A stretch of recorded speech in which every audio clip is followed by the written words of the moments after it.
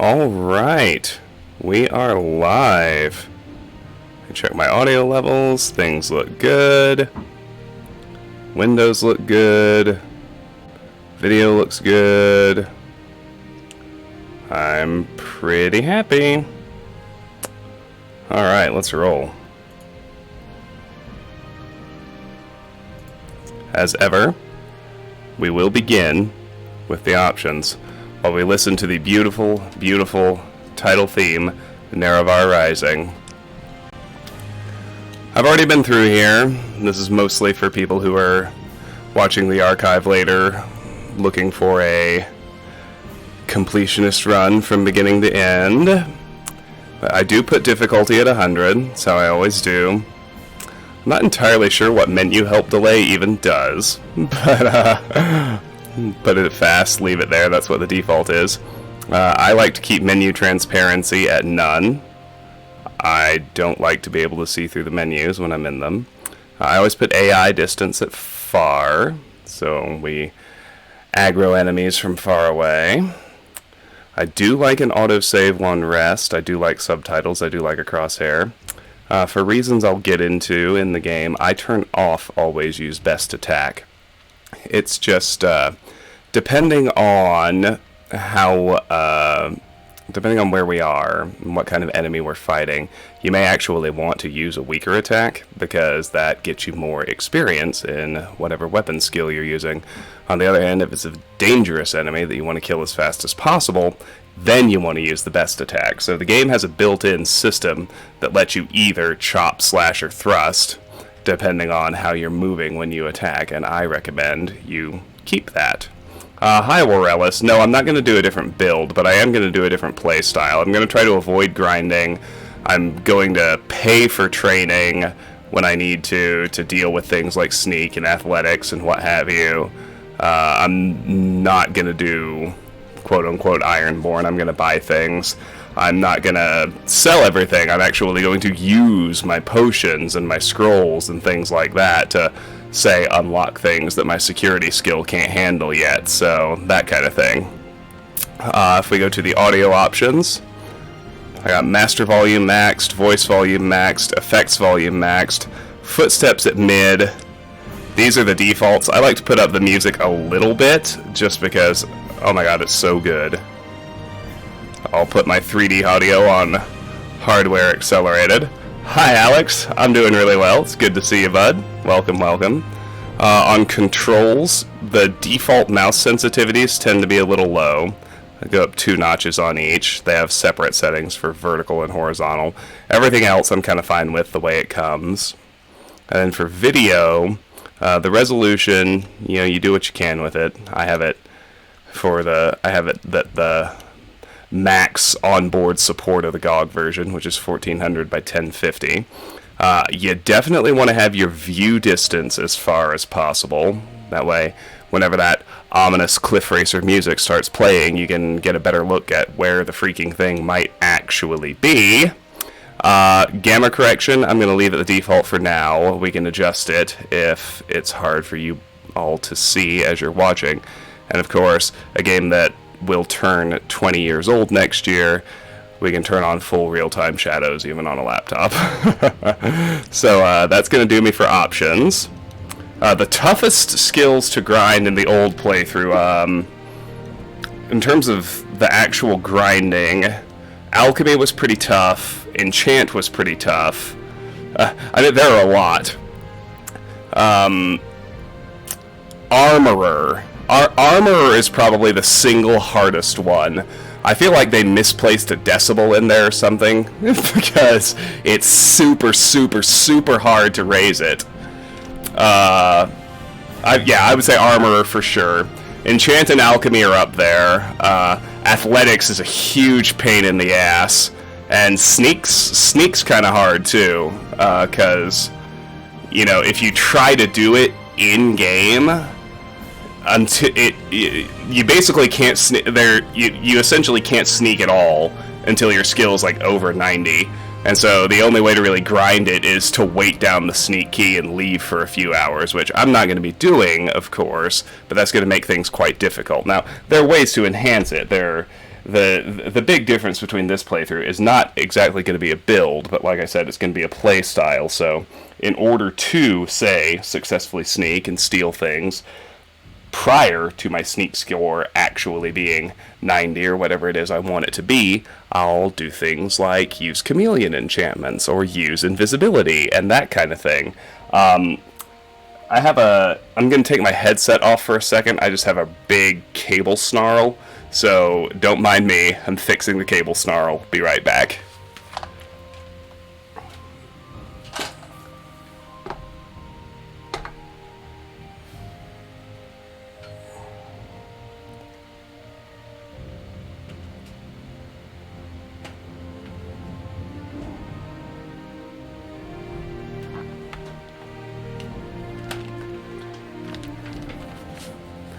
Much better.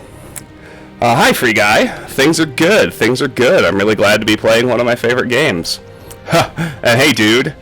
Shadow quality can kill a modern PC. Well, I've test flexed on Morrowind a few times, and it tends to be fine. So, yeah, and the master trainer for Enchant exists, but he's a hostile NPC.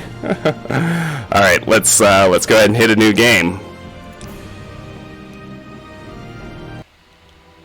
Each event is preceded by prophecy, but without the hero, there is no event. Zurin Arctus, the Underking.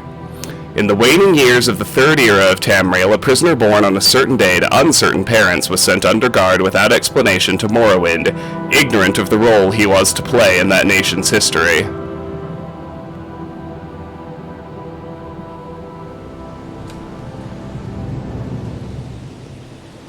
They have taken you from the Imperial City's prison, first by carriage and now by boat.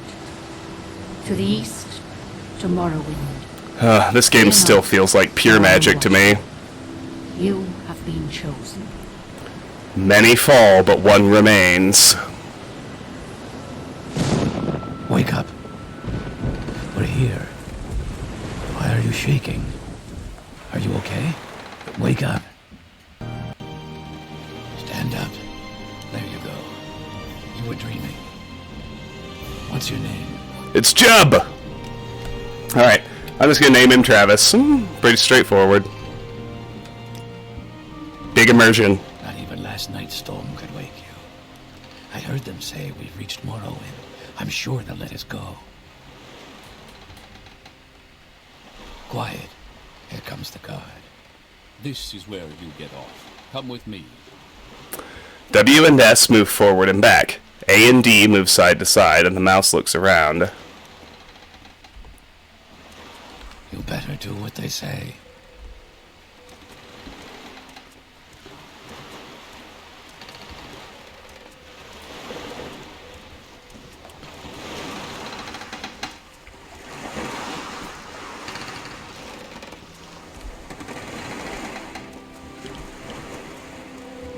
The music seems quiet to me.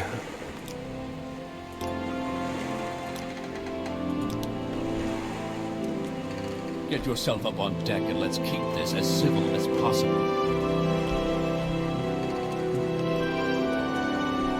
Look up at the hatch and press spacebar to open it. Spacebar activates objects and people you are looking at. The sooner you leave, the sooner we can move on. Fine. Yikes. Hatch to Seyda Neen. This is where they want you. Head down to the dock and I'll show you to the census office.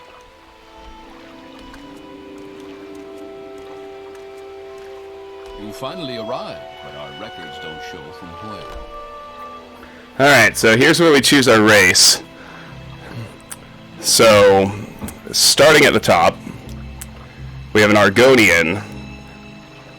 Skill bonuses, 5 to alchemy, 15 to athletics. We'll actually look through the skills later. 5 to illusion, 5 to medium armor, 5 to mysticism, 5 to spear, 5 to unarmored. The specials are resist disease, resist common disease 75%, immune to poison, resist poison 100%, and water breathing. Water breathing for 120 seconds on self. Hi, Wine Milf, how you doing? Good to see you. What they don't tell you on this screen, But if you read the manual, which used to come with games back in the day, printed manuals, what a concept, you would know that as one of the two beast races, the other thing you need to look out for with Argonians is they can't wear boots, and they have a very, very, very narrow selection of helmets. They can't wear most standard ones. I'm doing really well, thanks for asking. How's your Thursday? Got any good plans for the 4th of July?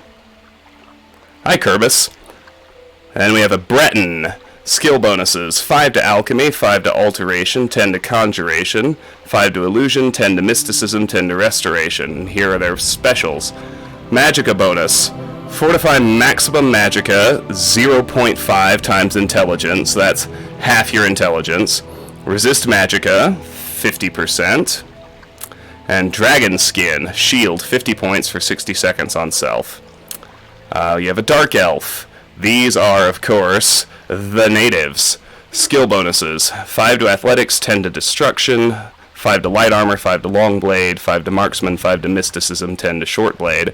And their specials are Ancestor Guardian, Sanctuary, 50 points for 60 seconds on self, which is not bad in a fight, and Resist Fire, 75%. You have the High Elf, which is, of course, what I'm actually going to be using. Skill bonuses, 10 to Alchemy, 5 to Alteration, 5 to Conjuration, 10 to Destruction, 10 to Enchant, 5 to Illusion.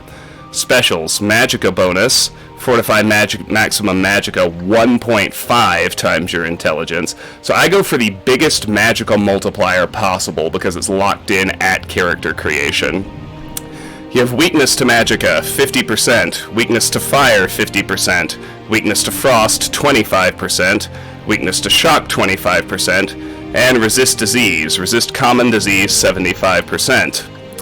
Been a while since you were able to watch me. Yeah, I haven't been streaming all that much for, well, I've hardly been streaming at all for the last several months. I'm kind of getting back into it, no regular schedule or anything, when I can the last few weeks. Imperials. Skill bonuses, 5 to Blunt Weapon, 5 to Hand-to-Hand, 5 to Light Armor, 10 to Long Blade, 10 to Mercantile, 10 to Speechcraft. Specials are Star of the West, Absorb Fatigue, 200 points on target, and Voice of the Emperor, Charm, 25 to 50 points for 15 seconds on target. You have the Khajiit, the second of the beast races.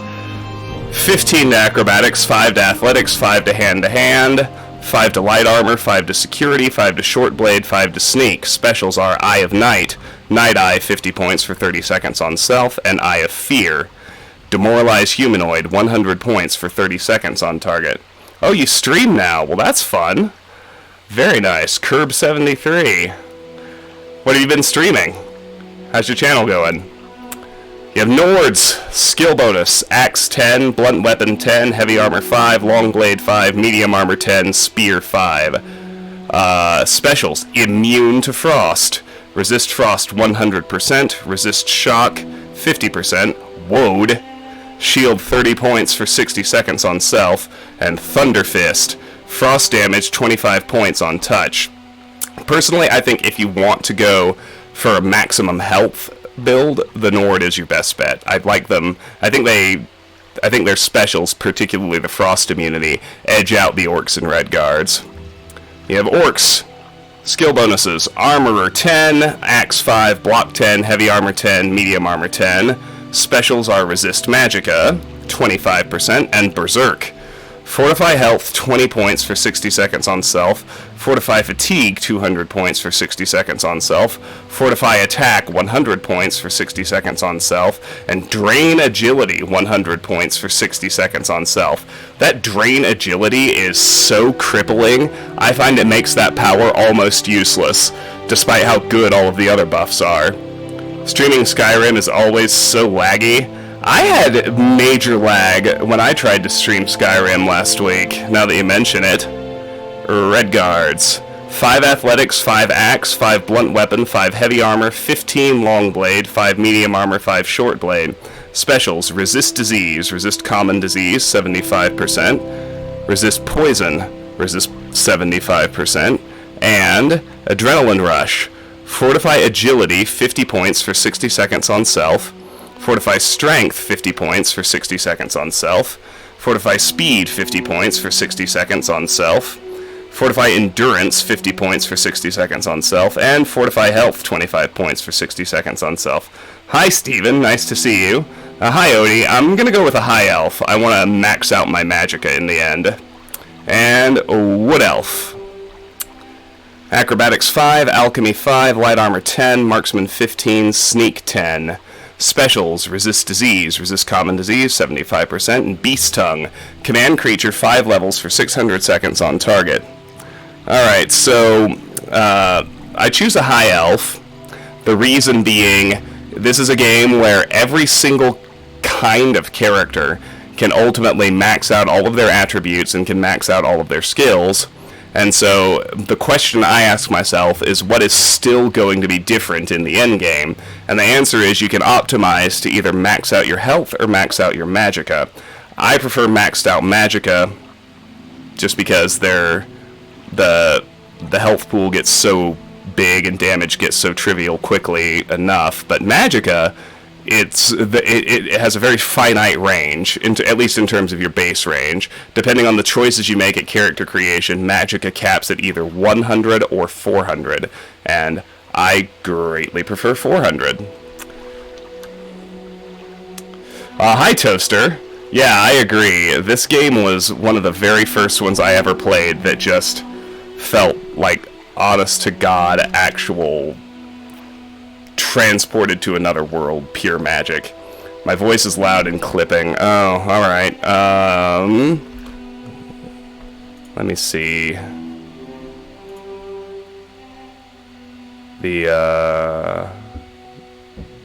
Let's turn it down over here a little bit. Is that better? That looks better. Yeah, it's dropped from red to yellow on the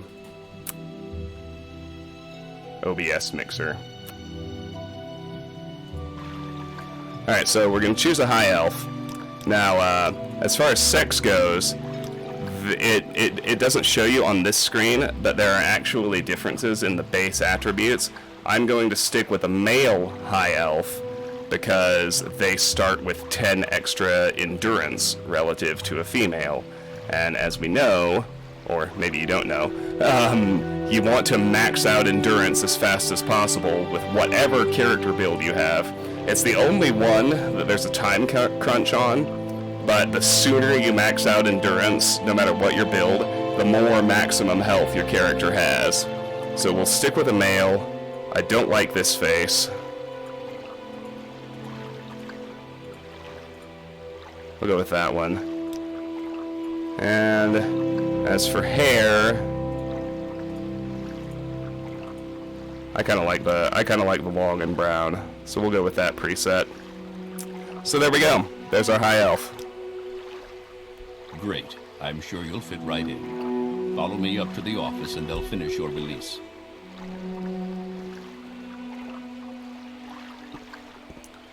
Well, Toaster, that's kind of what I'm intending to do on this one.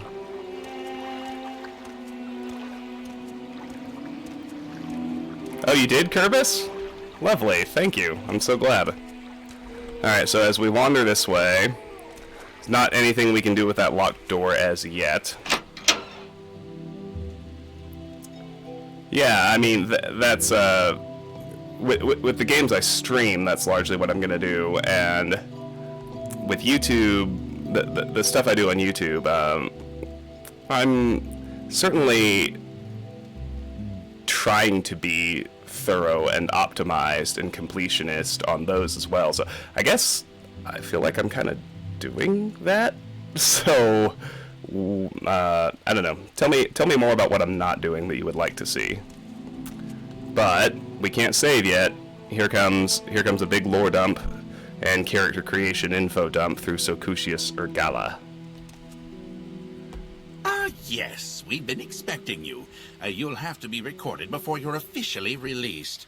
There are a few ways we can do this, and the choice is yours. Alright, so we can tweak everything later, so in the interest of experiencing every ounce of content, I want to do the class generation quiz just so we can see all the dialogue and questions and what have you. So your 3 options, of course, are answer his questions, generates class, give him the info, pick from class list, or fill out forms yourself, create custom class. Yeah, Toaster, my last video and the description of the old channel and my Discord all have sticky links to the new channel. So, I'm not sure how you missed it, but I definitely have a new YouTube channel where stuff is going up. New video every weekday at noon, my time. Answers questions, generates class. On a clear day, you chance upon a strange animal, its leg trapped in a hunter's claw snare. Judging from the bleeding, it will not survive long. What do you do? Draw your dagger, mercifully ending its life with a single thrust. Do not interfere in the natural evolution of events, but rather take the opportunity to learn more about a strange animal that you have never seen before, or use herbs from your pack to put it to sleep.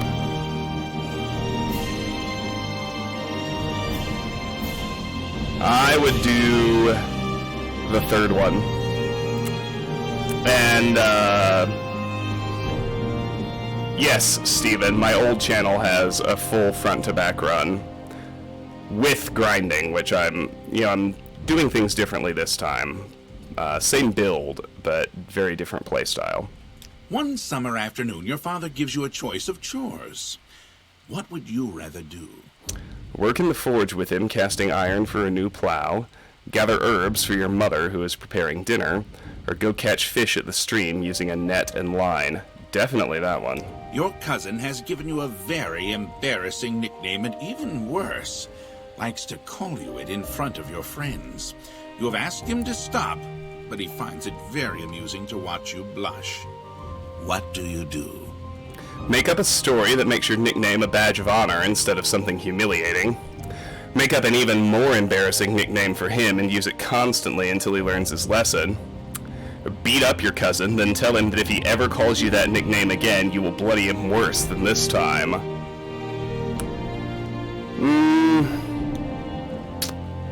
Probably the top one. There is a lot of heated discussion at the local tavern over a group of people called telepaths. They've been hired by certain city-state kings. Rumor has it these telepaths read a person's mind and tell their lord whether a follower is telling the truth or not. You believe what? In these times, it is a necessary evil. Although you do not necessarily like the idea, a telepath could have certain advantages during a time of war or in finding someone innocent of a crime. This is a terrible practice. A person's thoughts are his own, and no one, not even a king, has the right to make such an invasion into another human's mind. Loyal followers to the king have nothing to fear from a telepath. It is important to have a method of finding assassins and spies before it is too late. Yeah, this is a terrible practice. Your mother sends you to the market with a list of goods to buy. After you finish, you find that by mistake a shopkeeper has given you too much money back in exchange for one of the items. What do you do? Decide to put the extra money to good use and purchase items that would help your family. Return to the store and give the shopkeeper his hard-earned money, explaining to him the mistake. Pocket the extra money, knowing that shopkeepers in general tend to overcharge customers anyway. If I'm answering as myself in real life, it's return to the store. If I'm answering in terms of my game character, it's pocket the extra money. I'll go with my real life. While in a marketplace, you witness a thief cut a purse from a noble. Even as he does so, the noble notices and calls for the city guards. In his haste to get away, the thief drops the purse near you. Surprisingly, no one seems to notice the bag of coins at your feet. What do you do? Oh, well, no worries, Toaster. But yeah, there's new content, a new video going up every weekday at noon my time. And on top of that, when I have spare time, I still do streams. Leave the bag there, knowing that it is better not to get involved. Pick up the bag and pocket it, knowing that the extra windfall will help your family in times of trouble. Pick up the bag and signal to the guard, knowing that the only honorable thing to do is return the money to its rightful owner. I would leave the bag there, honestly. I wouldn't want to get Your involved. father sends you on a task which you loathe, cleaning the stables. On the way there, pitchfork in hand, you run into your friend from the homestead near your own. He offers to do it for you, in return for a future favor of his choosing. What do you do? Decline his offer, knowing that your father expects you to do the work and it is better not to be in debt. Ask him to help you, knowing that 2 people can do the job faster than 1, and agree to help him with one task of his choosing in the future. Or accept his offer, reasoning that as long as the stables are cleaned, it matters not who does the cleaning. Definitely the middle one. Spend half the time on the chore. Your mother asks you to help fix the stove. While you're working, a very hot pipe slips its moorings and falls towards her. What do you do? Position yourself between the pipe and your mother, push your mother out of the way, grab the hot pipe and try to push it away. Well, only one of these is even remotely sensible. Push your mother out of the way. That's the only one where nobody gets burned. While in town, the baker gives you a sweet roll. Delighted, you take it into an alley to enjoy, only to be intercepted by a gang of 3 other kids your age. The leader demands the sweet roll, or else he and his friends will beat you and take it. What do you do? Let me guess. Someone stole your sweet roll. This is the origin of the sweet roll, right here. Give him the sweet roll now without argument, knowing that later this afternoon you will have all your friends with you and you can come and take whatever he owes you. Act like you're going to give him the sweet roll, but at the last minute throw it in the air, hoping that they'll pay attention to it long enough for you to get a shot in on the leader. Drop the sweet roll and step on it, then get ready for the fight. Kerbis Morales is giving you the in-universe lore answer. In terms of development, this game came out in 2002 and Skyrim came out in 2011, so 9 years. Do the middle one. You can't just run away. You got to stand up to bullies, but if you're outnumbered, you got to do what you can to get a tactical advantage. Entering town, you find that you are witness to a very well-dressed man running from a crowd. He screams to you for help. The crowd behind him seems very angry. What do you do? Stand aside and allow the man and mob to pass, realizing that it is probably best not to get involved. Rush to the man's aid immediately, despite your lack of knowledge of the circumstances, and rush to the town's aid immediately, despite your lack of knowledge of the circumstances. If you don't know what's going on, it's best not to get involved. Stand aside. Your personality and past reflect a witch hunter. Very good. The letter that preceded, you mentioned you were born under a certain sign. And what would that be? Okay, so here are the birth signs. In the spirit of going for maximum magicka, as well as, by the way, having immediate access to one of the best effects in the entire game, we'll be going with the Atronach. But we'll look at them all. The Apprentice, abilities, Elfborn, Fortify maximum magicka 1.5 times intelligence, weakness to magicka 50%. The Atronach, abilities, Woundburn, spell absorption 50 points. I mean, that is incredibly clutch. It means every single spell that hits you, you have a 50% chance of just absorbing it and having it refill your magic instead of doing whatever it was going to do to you. That's one of the best enchantments in the game. This birth sign gives you 50 points of it right out the gate. That's huge on its own. You also get the single biggest magicka boost that's available to you, Fortify maximum magicka 2.0 times intelligence.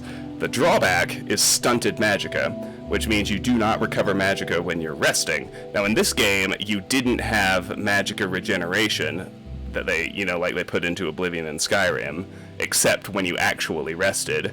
So it's not as much of a drawback as it is in Oblivion anyway, but yeah, you don't recover magicka when you rest, but Fortify magicka potions and whatnot are common enough, plus you can refill your magicka via spell absorption.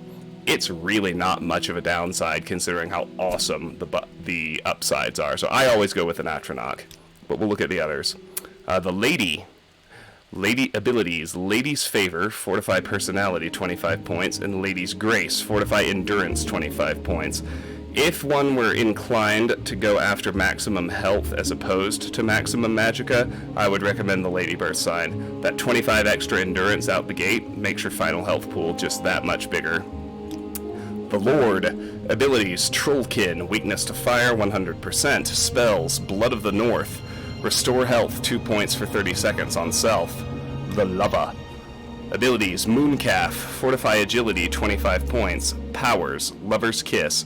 Paralyze for 60 seconds on target. Damage Fatigue, 200 points on self. The Mage. Abilities, Fey. Fortify Maximum Magicka, 0.5 times Intelligence. The Ritual. Spells, Blessed Word. Turn Undead, 100 points for 30 seconds on target. Blessed Touch. Turn Undead, 100 points for 30 seconds on touch. Powers, Mara's Gift. Restore health, 100 points on self. Those are not bad powers, but there are better options. The Serpent. Spells, Star Curse. Poison, 3 points for 30 seconds on touch. Damage health, 1 point for 30 seconds on self. The Shadow. Powers, Moon Shadow, invisibility for 60 seconds on self. So these categories are actually important. An ability is something that's passive and always on.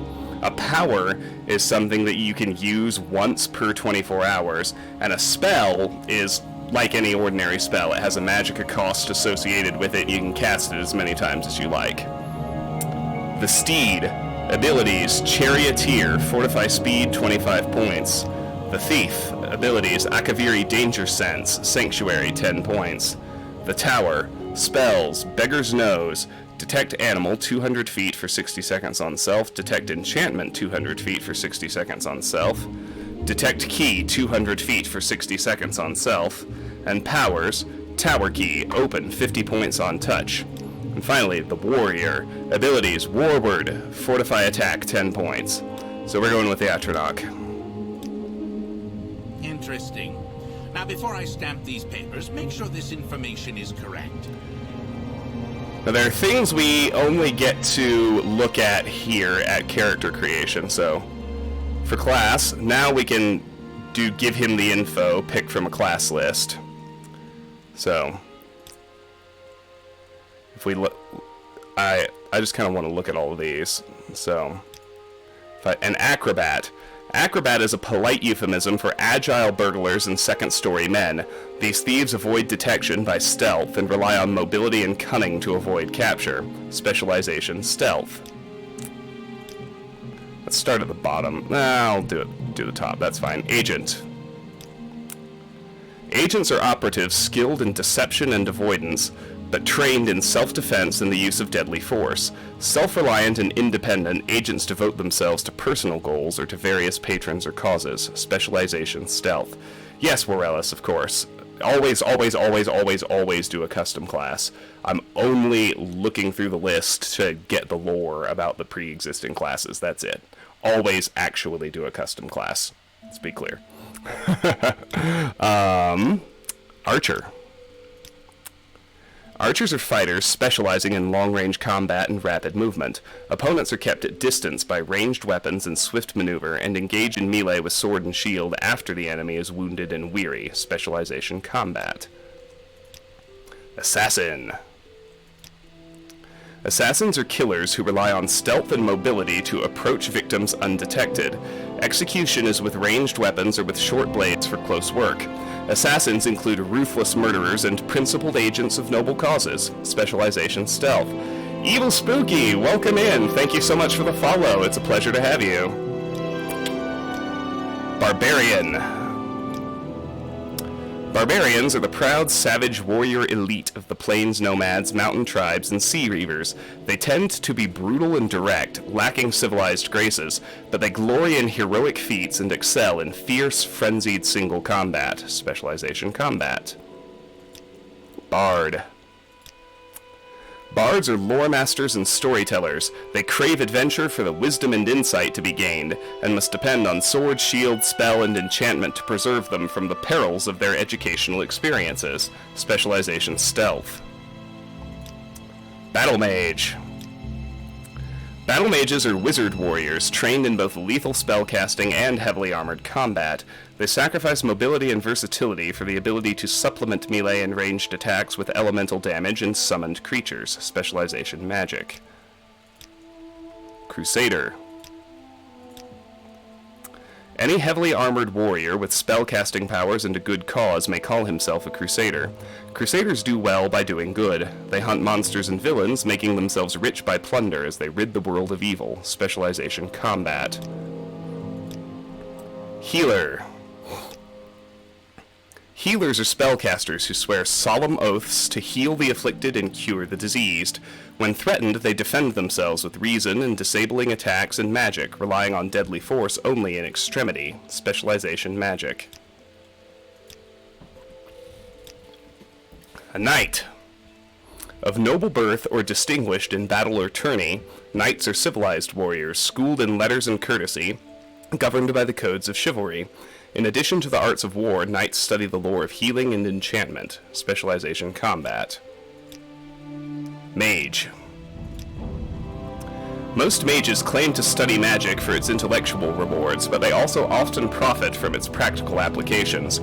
Varying widely in temperament and motivation, mages share but one thing in common, an avid love of spellcasting. Specialization magic.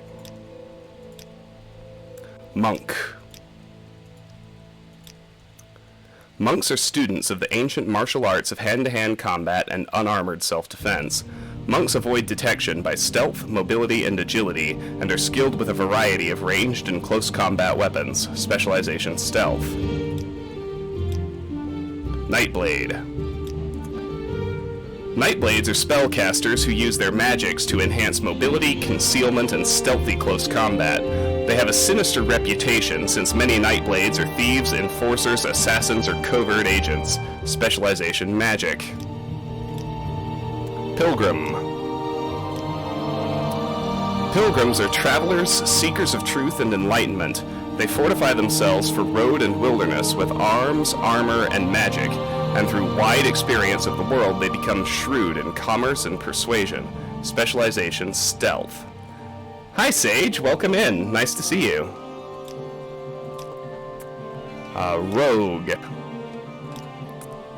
Rogues are adventurers and opportunists with a gift for getting into and out of trouble. Relying variously on charm and dash, blades and business sense, they thrive on conflict and misfortune, trusting to their luck and cunning to survive. Specialization combat. Scout. What's interesting is every single NPC you run into in this game has a full suite of statistics. They each have a class, I don't think they all have birth signs, but they each have a class, they each have a suite of skills and everything. It's pretty wild. Scouts. Scouts rely on stealth to survey routes and opponents, using ranged weapons and skirmish tactics when forced to fight. By contrast with barbarians in combat, scouts tend to be cautious and methodical rather than impulsive. Specialization combat. Sorcerer. Nearly to the bottom now. Though spellcasters by vocation, sorcerers rely most on summonings and enchantments. They are greedy for magic scrolls, rings, armor, and weapons, and commanding undead and daedric servants gratifies their egos. Specialization magic. Spellsword. Spellswords are spellcasting specialists trained to support Imperial troops in skirmish and battle. Veteran spellswords are prized as mercenaries and well-suited for careers as adventurers and soldiers of fortune. Specialization magic. Talking like I'm giving you very important information. I like to devour every single bit of content in a game. It's kind of my shtick. So in my mind, somebody was paid. It was someone's job. It was their creative endeavor to write all of this little lore blurbs about all the different classes that are available. I am choosing to experience their little lore blurbs and thereby express my appreciation for their labors. Thank you very much for the follow, Sage. I appreciate it. Looking forward to seeing you around here. Thief.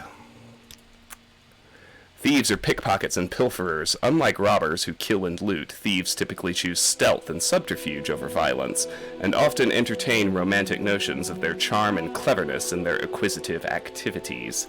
Specialization stealth. Almost through these. You have a warrior. Warriors are the professional men-at-arms, soldiers, mercenaries, and adventurers of the Empire, trained with various weapon and armor styles, conditioned by long marches, and hardened by ambush, skirmish, and battle. Specialization combat. And, incidentally, this is the one my quiz gave me, a witch hunter. Witch hunters are dedicated to rooting out and destroying the perverted practices of dark cults and profane sorcery. They train for martial, magical, and stealthy war against vampires, witches, warlocks, and necromancers. Specialization magic. Alright, now for our actual class, we're going to fill out the forms ourselves. Create custom class. So I'm fine with the name Adventurer, it doesn't matter much. So, the specialization. You'll get +5 to all skills of your You'll get +5 to all skills of your specialization. They'll also be easier to increase. I specialize in stealth.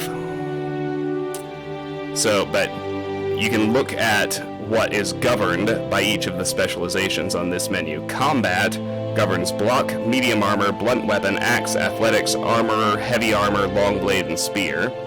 Magic governs enchant, alteration, conjuration, restoration, unarmored, destruction, illusion, mysticism, and alchemy. And stealth governs security, acrobatics, short blade, mercantile, hand-to-hand, sneak, light armor, marksman, and speechcraft. Favorite attributes. You'll get +10 to each of your favorite attributes. So the first one I choose an attribute. We'll look through these first, and then I'll explain my choices. So strength. Affects your starting health, how much you can carry, your maximum fatigue, and how much damage you do in melee. Intelligence. Determines your maximum amount of magicka. Willpower.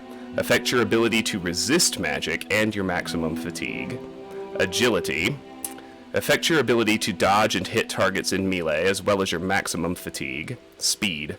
Determines how fast you can move. Endurance. Affects your starting health, your health gain per level, that's the important one, and your maximum fatigue. Personality. Affects your ability to deal with other characters and how much they like you. And luck. Affects every action you do in a small way. So endurance affects your health gain per level, which means that of all of the attributes, it's the only one whose bonuses are not retroactive.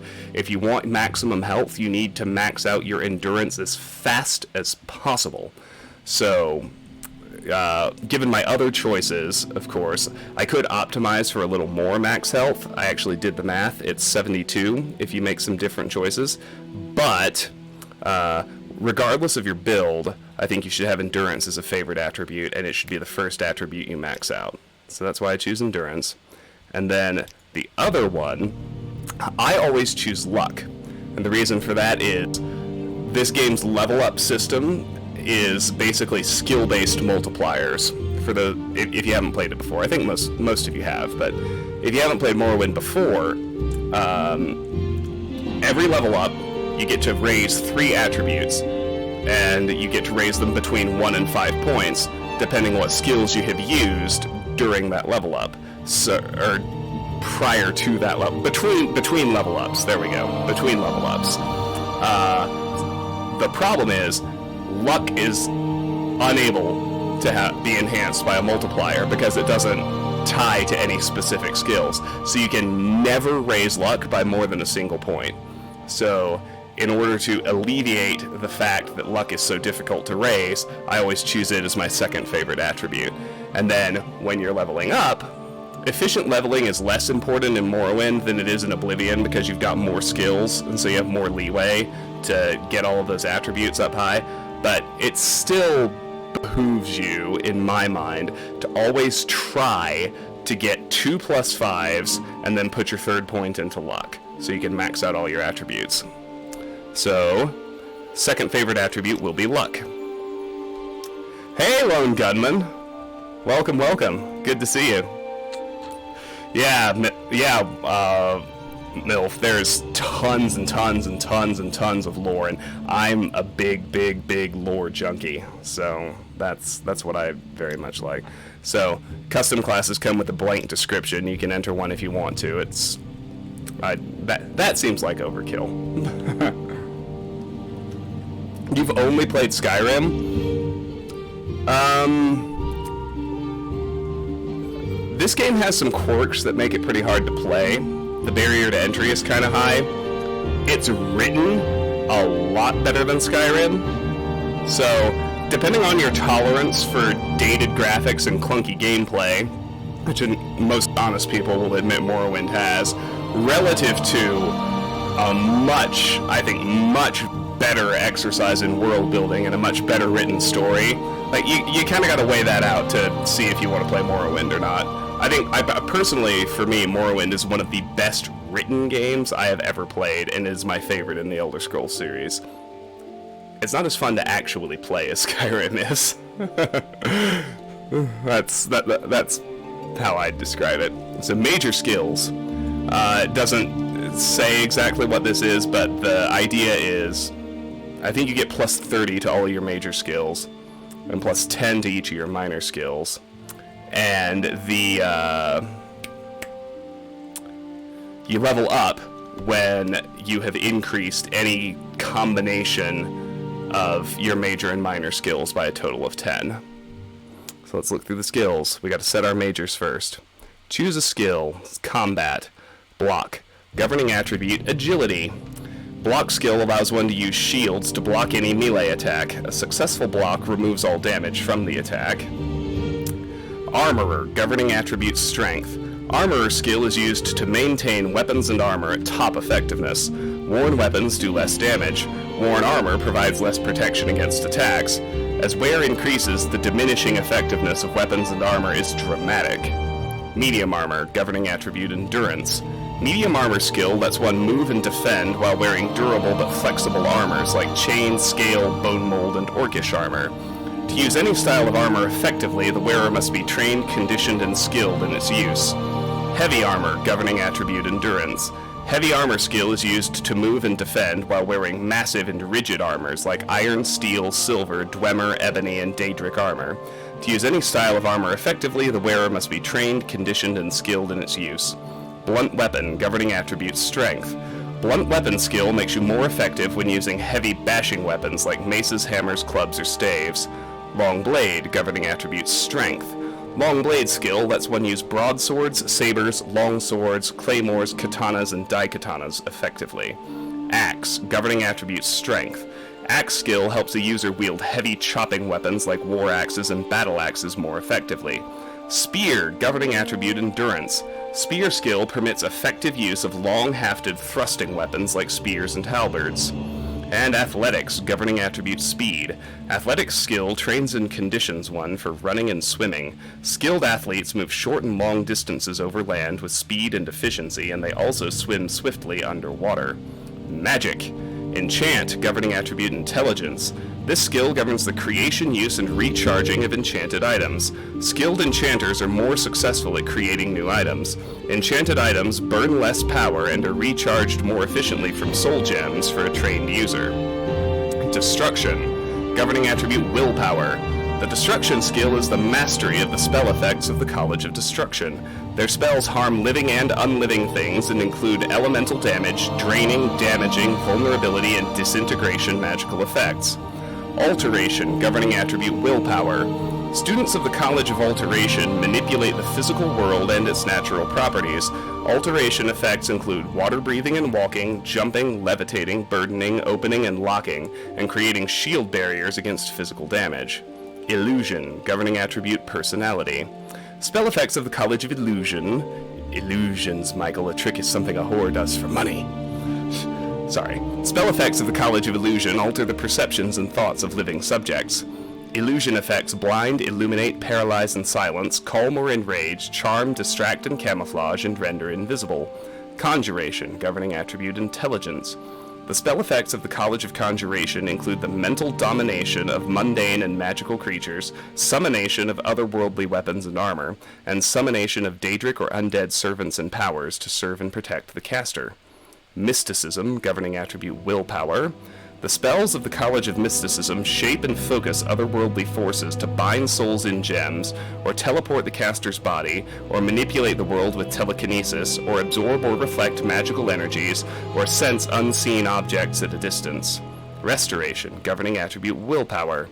Adepts of the College of Restoration heal, restore, and fortify the body's attributes and abilities, cure disease, and protect it from other malign influences.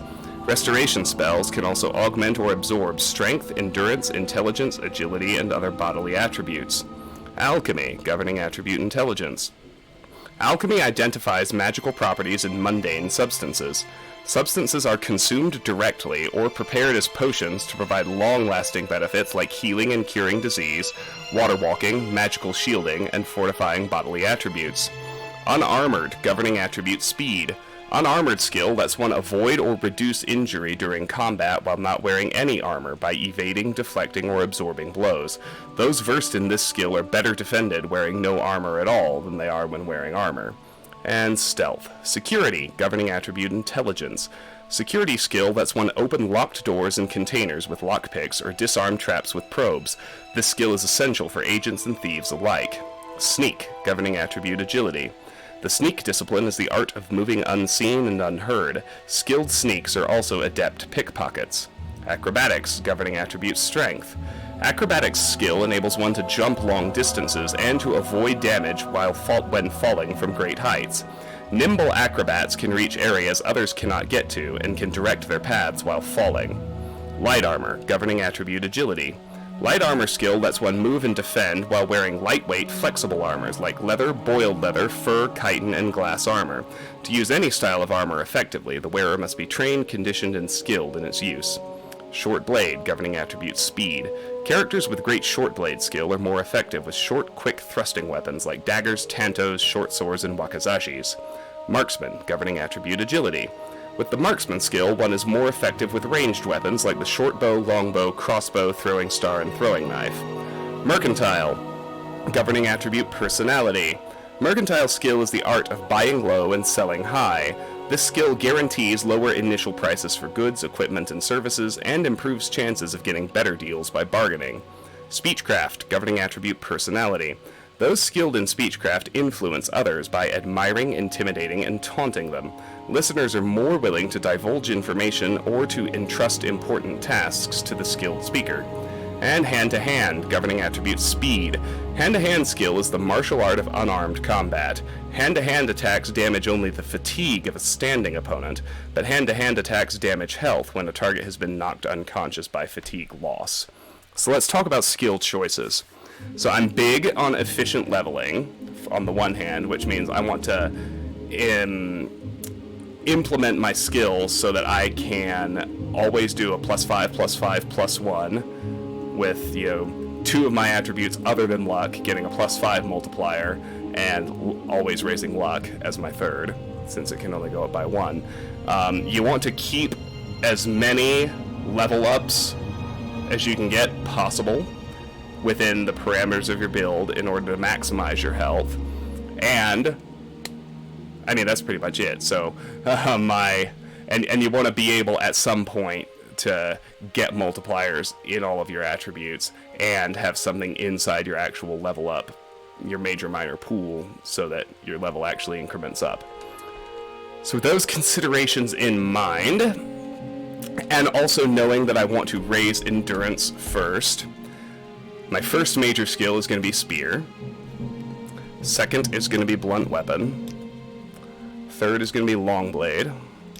Fourth is going to be block. And fifth is going to be mercantile. And then in my minors, I'm going to take axe and medium armor and mysticism and restoration and heavy armor.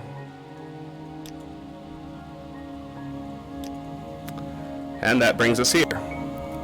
So the only things we haven't seen now are these. Health. The amount of damage you can take before you die increases every time you gain a level. 40 out of 40. So the minimum magicka you can have, if you have no enhancements at all, coming out of character creation is 100.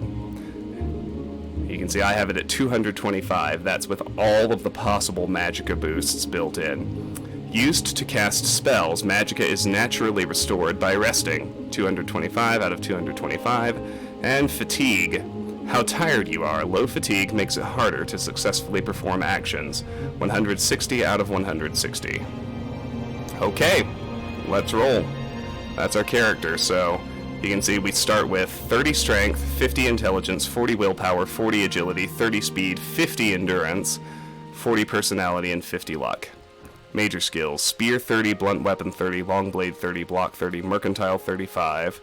Minor skills: axe 15, medium armor 15, mysticism 15, restoration 15, heavy armor 15. And miscellaneous skills: armor 5, athletics 5, enchant 15, destruction 15, alteration 10, illusion 10, conjuration 10, alchemy 15, unarmored 5, security 10, sneak 10, acrobatics 10, light armor 10, short blade 10, marksman 10, speechcraft 10, and hand-to-hand 10. And then here are the abilities, which we've already all looked at all of those. And now, so for the first level,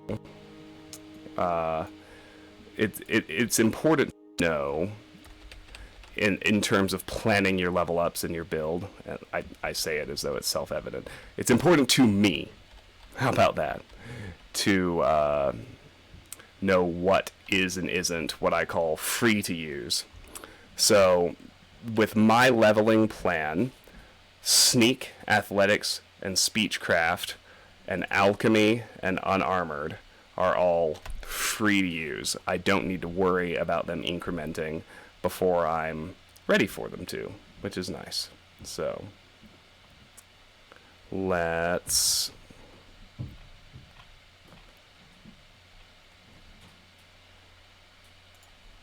get to it.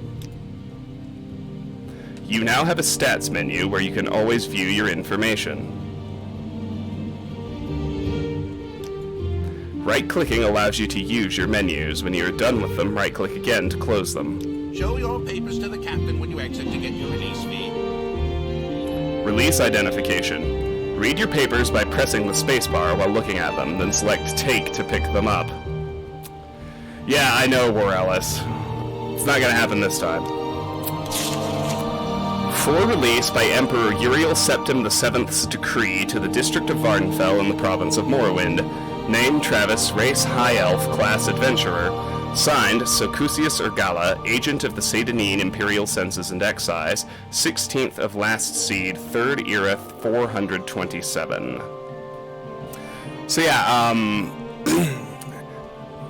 I can't remember who asked how long it is between Morrowind and Skyrim, but in universe, the Oblivion Crisis takes place in the 3rd Era 433, so 6 years after Morrowind. As you can see, we're in 3rd Era 427. And with the death of Martin Septim in that game, that starts the 4th Era. So that's 6 years. And then Skyrim takes place in year 201 of the 4th Era, so I think that's a total of 207 years. So let's take our papers. You now have an inventory menu where you can see what you are carrying. Like all menus, right-click to use your new menu. You can click and move objects from the world to your inventory. So here's what we start out with. You can see my carry weight is low because my strength is low. I'm at 8 of 150 with an armor rating of 0. I have a common pants, common shirt, common shoes, and my release papers. Hi Nyron, welcome in. Good to see you as ever. We cannot save the game yet.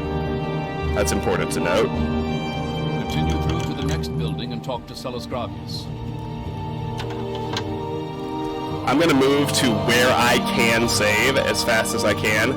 Then I'm going to dip back through here and do everything else I can. You should learn how to do combat. Pick up the dagger on the table by activating it with spacebar. Okay. We can go ahead and read this note to Hriskar. Hriskar, don't think I've forgotten our wager. I want this dagger sharp as a scamp's claw by morning. Gansiel. Letters, books, and scrolls can be read by equipping them in your inventory menu. There's some stuff in here that's worth doing during the tutorial, because you get dialogue you can't get otherwise. Let's pick up the dagger. Iron dagger, one-handed short blade. Equip the dagger by dropping it on your picture in your inventory menu. Press F to pull out your weapon. Once your weapon is readied, hold and release the left mouse button to swing it. The harder you swing it, the more damage it does, but the more fatigue you will drain. Okay, so that's a quick one. You can hold it down and do a more powerful swing. And this is where the different types of attacks I mentioned come into play. You can see there are different damage ranges for chop, slash, and thrust. You can turn on and always use best attack option, but I don't like to do that. So if you're standing still, that'll give you a chop. If you're moving sideways, that gives you a slash. And if you're moving forwards or backwards, that gives you a thrust. We'll pick up these ingredients. You can eat ingredients by equipping them on your character in the inventory menu. Ingredients have different properties. Some may hurt you and some may help. So depending on your alchemy skill, let me rephrase, how many of the effects you can see of a given ingredient depends on your alchemy skill. I believe from 0 to 15 you can't see any. From 15 to 30 you can see 1. From 30 to 45 you can see 2. From 45 to 60 you can see 3. And at 60 or higher you can see all of them. My alchemy is at 15, which is just enough to see the first. So now that this is locked in, on every single skill you can see a progress bar toward the skill increasing. And if I hover over my level, you can see my progress towards a level increase. Oh, and look at this. Oh, I missed this lore. Darn it. High Elf. The High Elves consider themselves the most civilized culture of Tamriel. The common tongue of the Empire, Tamrielic, is based on Altmer speech and writing, and most of the Empire's arts, crafts, and sciences derive from High Elven traditions. Deft, intelligent, and strong-willed, High Elves are often gifted in the arcane arts, and High Elves boast that their sublime physical natures make them far more resistant to disease than the lesser races. There is something else we can do. I can get those missing lore bits, and I intend to. Give me just a second.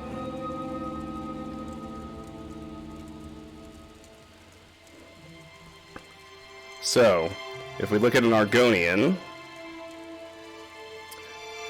at home in water and on land, the Argonians of Blackmarsh are well suited to the treacherous swamps of their homeland, with natural immunities protecting them from disease and poison. The female life phase is highly intelligent and gifted in the magical arts. The more aggressive male phase has the traits of the hunter, stealth, speed, and agility. Argonians are reserved with strangers, yet fiercely loyal to those they accept as friends. Like the Khajiit, Argonians are limited to some headgear and no footwear. Bosmer, or Wood Elves, read as follows. The Wood Elves are the various barbarian elven clanfolk of the western Valenwood forests. These country cousins of the High Elves and Dark Elves are nimble and quick in body and wit, and because of their curious natures and natural agility, Wood Elves are especially suitable as scouts, agents, and thieves. But most of all, the Wood Elves are known for their skills with bows. There are no finer archers in all of Tamriel. The Breton. Passionate and eccentric, poetic and flamboyant, intelligent and willful, the Bretons feel an inborn, instinctive bond with the mercurial forces of magic and the supernatural. Many great sorcerers have come out of their home province of High Rock, and in addition to their quick and perceptive grasp of spellcraft, enchantment, and alchemy, even the humblest of Bretons can boast a high resistance to destructive and dominating magical energies. The Dunmer, or Dark Elf. In the Empire, Dark Elves is the common usage, but in their Morrowind homeland, they call themselves the Dunmer. The dark-skinned, red-eyed Dark Elves combine powerful intellect with strong and agile physiques, producing superior warriors and sorcerers. On the battlefield, Dark Elves are noted for their skilled and balanced integration of swordsmen, marksmen, and war wizards. In character, they are grim, distrusting, and disdainful of other races. Imperial, also called a Cyrodiil. The well-educated and well-spoken native of Cyrodiil are known for the discipline and training of their citizen armies. Though physically less imposing than the other races, Imperials are shrewd diplomats and traders, and these traits, along with their remarkable skill and training as light infantry, have enabled them to subdue all the other nations and races, and to have erected the monument to peace and prosperity that comprises the glorious empire. The Khajiit. The Khajiit of elsewhere can vary in appearance from nearly elven to the Cathay Rat to Jaguar men to the Great Sencha Tiger. The most common breed found in Morrowind, the Suthay Rat, is intelligent, quick, and agile. Khajiit of all breeds have a weakness for sweets, especially the drug known as skooma. Many Khajiit disdain weapons in favor of their natural claws. They make excellent thieves due to their natural agility and unmatched acrobatics ability. The Nord. The citizens of Skyrim are aggressive and fearless in war, industrious and enterprising in trade and exploration. Strong, stubborn, and hardy, Nords are famous for their resistance to cold, even magical frost. Violence is an accepted and comfortable aspect of Nord culture. Nords of all classes are skilled with a variety of weapon and armor styles, and they cheerfully face battle with an ecstatic ferocity that shocks and appalls their enemies. You have the Orc, or Orsimer. These sophisticated barbarian beast peoples of the Rothgarian and Dragontail Mountains are noted for their unshakable courage in war and their unflinching endurance of hardships. Orc warriors in heavy armor are among the finest frontline troops in the Empire.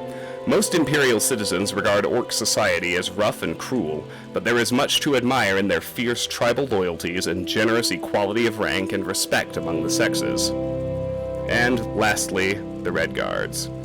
The most naturally talented warriors in Tamriel, the dark-skinned, wiry-haired Red Guards of Hammerfell, seem born to battle, though their pride and fierce independence of spirit makes them more suitable as scouts or skirmishers, or as free-ranging heroes and adventurers rather than as rank-and-file soldiers. In addition to their cultural affinities for many weapon and armor styles, Red Guards are also physically blessed with hardy constitutions and quickness of foot. So there you go. Those are the race lore bits that I missed. Pick up the Flynn here. This regional liquor acts like a potion. To drink potions, equip them in the inventory menu. And we can pick up an apprentice's lockpick. Equip lockpicks in the inventory menu. Try picking the lock of the small chest on the shelf. I'm not going to do that for a hot minute. I want to be able to... Well, okay, we should be able to do it first try. That's actually fine. So... lockpick failed. Like, there we go. It's fine. So there's 31 gold in the chest. That's how you pick locks. Oh yeah, and I haven't looked at my... So bread only has one effect. It's restore fatigue. Crab meat has 4. The first is restore fatigue. And large kwama eggs have 4 effects. The first is restore fatigue. That's pretty hilarious, Nyron. How did you find... How did the internet dig that up? I mean, we all know the internet is forever, so maybe that's a self-evident question.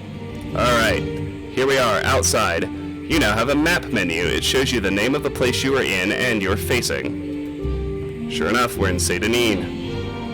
Here's our map. Do search this barrel. Take out the engraved ring of healing. Cast when used. Restore health 1 to 5 points on self. You now have a magic menu where you can see all your powers, spells, and magic items. Like all menus, right-click to use your new menu. Click the spell or magic item you want to make your active magic. Press R to ready your active magic, then click to cast. So here is my magic menu. Right now, so it shows you all of your effects, the way they're stacked. And the only thing I have right now is my engraved ring of healing, which I can put on and make my active magic if I'm so inclined. Press spacebar to talk to the captain. Select topics to ask about them. Don't try persuasion on him. If you're not good at it, he will start to dislike you. Alright. First, let me take your identification papers. Thank you. Word of your arrival only reached me yesterday. I am Celis Gravius, but my background is not important. I'm here to welcome you to Morrowind. Release identification has been removed from your inventory. So this blue bar in the upper right is his disposition, basically how much he likes us. It's currently at 45 out of 100. Let's go ahead and ask his background anyway. I am Celis Gravius, and a knight-errant of the Imperial Legion. Morrowind. Yes, you're in Morrowind. I don't know why you're here, or why you were released from prison and shipped here, but your authorization comes directly from Emperor Uriel Septim VII himself, and I don't need to know any more than that. When you leave this office, you are a free man, but before you go, I have instructions on your duties. Instructions from the Emperor, so pay careful attention. Let's ask about Uriel Septim. Yes, Uriel Septim is still the Emperor. According to my instructions, he personally authorized your release from prison and your delivery here. It's all very mysterious, but that's the way the Empire works. Silence, secrecy. Let not the left hand know what the right hand is doing. The Empire. Yes, of course this is the Empire. This is Vardenfell district of the province of Morrowind, and Morrowind has been part of the Empire for over 200 years.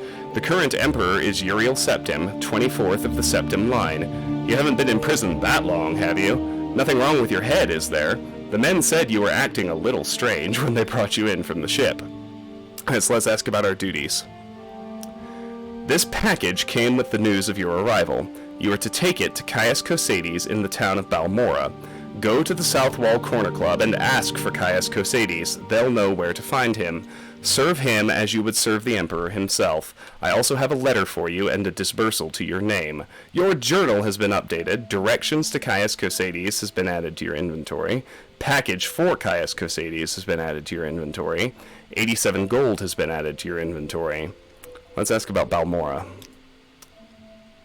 Balmora is north of Seyda Neen. The road passes Pelagiad Village and Fort Pelagiad, crosses a deep ravine, passes Fort Moonmoth, then turns west across the Odai River and into Balmora. The South Wall Corner Club is in southeast Balmora on the east side of the river. For more detailed directions, talk to Ilome the Scout at Ariel's Trade House here in Seyda Neen. But take my advice. You're new here. Take the Silt Strider to Balmora. Fast, cheap, safe. Cross the bridge and head east. Can't miss it. Let's ask about Silt Strider. Hi, Eastpork.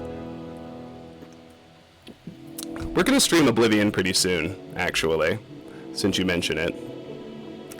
I'm going to... My basic stream plan is to set up kind of 3 rotations, right? And I'm just going to alternate. First of all, we'll have a 3-series rotation on stream days. It'll either be a Diablo day, a Thief day, or an Elder Scrolls day. And then, in each of those, we will have 3 games. Thief 1, 2, or 3, Diablo 1, 2, or 3, and Elder Scrolls 3, 4, or 5. So we're actually going to start Oblivion pretty soon, but I'm doing Morrowind today. Call it a proof of concept, I don't know. So, Silt Striders carry passengers and cargo between settlements on Vardenfell. Fares depend on distance to be traveled. Silt Striders are giant insects. A compartment for passengers and cargo is hollowed from the creature's shell. The driver directs the beast by directly manipulating exposed organs and tissues. Silt Striders travel between Alderun, Balmora, Seyda Neen, Suran, Nissus, Molag Mar, Margon, and North Landing near Vivek. So, let's see, we haven't done my trade yet.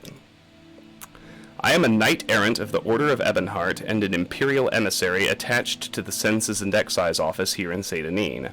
Imperial. I'm proud to be an Imperial. Through our legions and rule of law, we've brought peace and civilization to the provinces of Tamriel, and of course, Caius Cosades. Report to Caius Cosades in Balmora. I can't tell you where to find him, but you are to go to the South Wall Corner Club and ask for him. Someone there can direct you to him. Alright, so let's see what we got. Directions to Caius Cosades. Travis, you have been given these directions and a package of documents. Do not show them to anyone. Do not attempt to read the documents in the package. The package has been sealed, and your tampering will be discovered and punished. Follow these directions. Proceed to the town of Balmora in Vardenfell district. Report to a man named Caius Cosades. He will be your superior and patron. You will follow his orders. His residence is not known, but ask at the corner club called South Wall. People there will know where to find Caius Cosades. When you report to Caius Cosades, deliver the package of documents to him and wait for further orders. Remember, you owe your life and freedom to the Emperor. Serve him well and you will be rewarded. Betray him and you will suffer the fate of all traitors. I have the honor to prepare this at the direction of His Most Sovereign Majesty the Emperor Uriel Septim, Glabrio Bellienus, personal secretary to the Emperor. Okay, let's head outside. That'll enable us to save. Important. Press J to use your journal and review what you've been told. You should probably check out Ariel's trade house up on the left. You're on your own now. Good luck. 16 Last Seed, Day 1. My orders are to go to the town of Balmora in Vardenfell district and report to a man named Caius Cosades. To find out where he lives, I should ask in Balmora at the corner club called South Wall. When I find Caius Cosades, I must give him a package of documents and wait for further orders. So now we can save, which I'm very much going to do. I'll overwrite my original saves right here. And now that I've saved, we will go ahead and look at the package for Caius Cosades. You can see it's in code. We can't decipher it anyway. Now I'll quick load just in case they were serious about my tampering being discovered and punished. And we're going to go back in there, talk to people, find things, but I need a little restroom break. Character creation, with all of its lore, took 1 hour and 16 minutes. I'll be right back.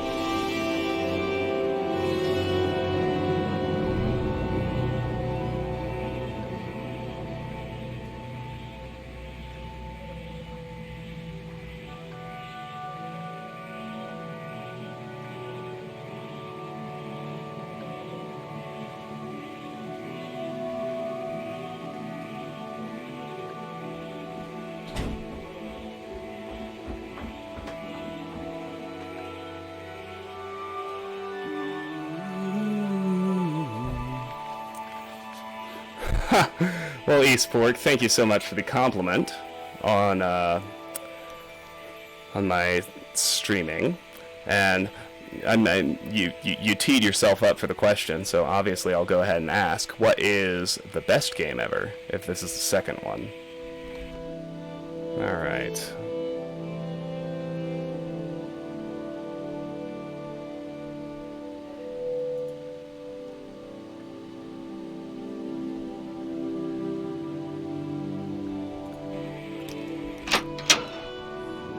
Okay, so generally I like Go ahead, stranger. the only thing I really feel compelled to do in here, I'm not going to do the loot absolutely everything endeavor. I want to get that warehouse key if I can. But first, let's go back and let's have a talk with these guys will have actual dialogue now.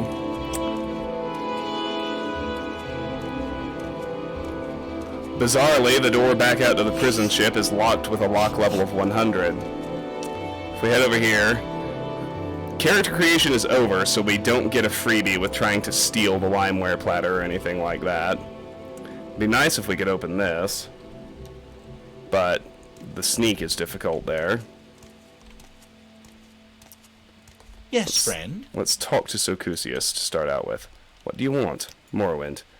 Yes, this is Morrowind. You're in the Census and Excise offices in the port of Seyda Neen in Vardenfell district of the province of Morrowind. Gansiel. I'm an officer of the Imperial Legion. Move along. Background.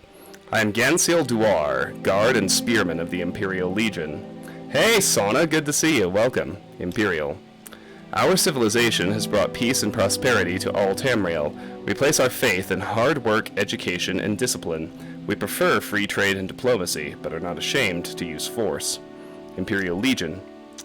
We have garrisons at Fort Pelagiad in Pelagiad, Hawkmoth Fort in Ebonheart, Fort Moonmoth in Balmora, Fort Buckmoth in Aldroon, and Fort Darius in Nissus. Were you looking to join the Imperial Legion? All the garrisons are presently at full strength, except perhaps the Death's Head Legion at Fort Darius in the West Gash near the village of Nissus. If you're interested, you'll have to talk to General Darius there. Latest rumors. My son was recently shipped up to Fort Frostmoth on the island of Solstheim. I don't know what he did to deserve that, but it couldn't have been good.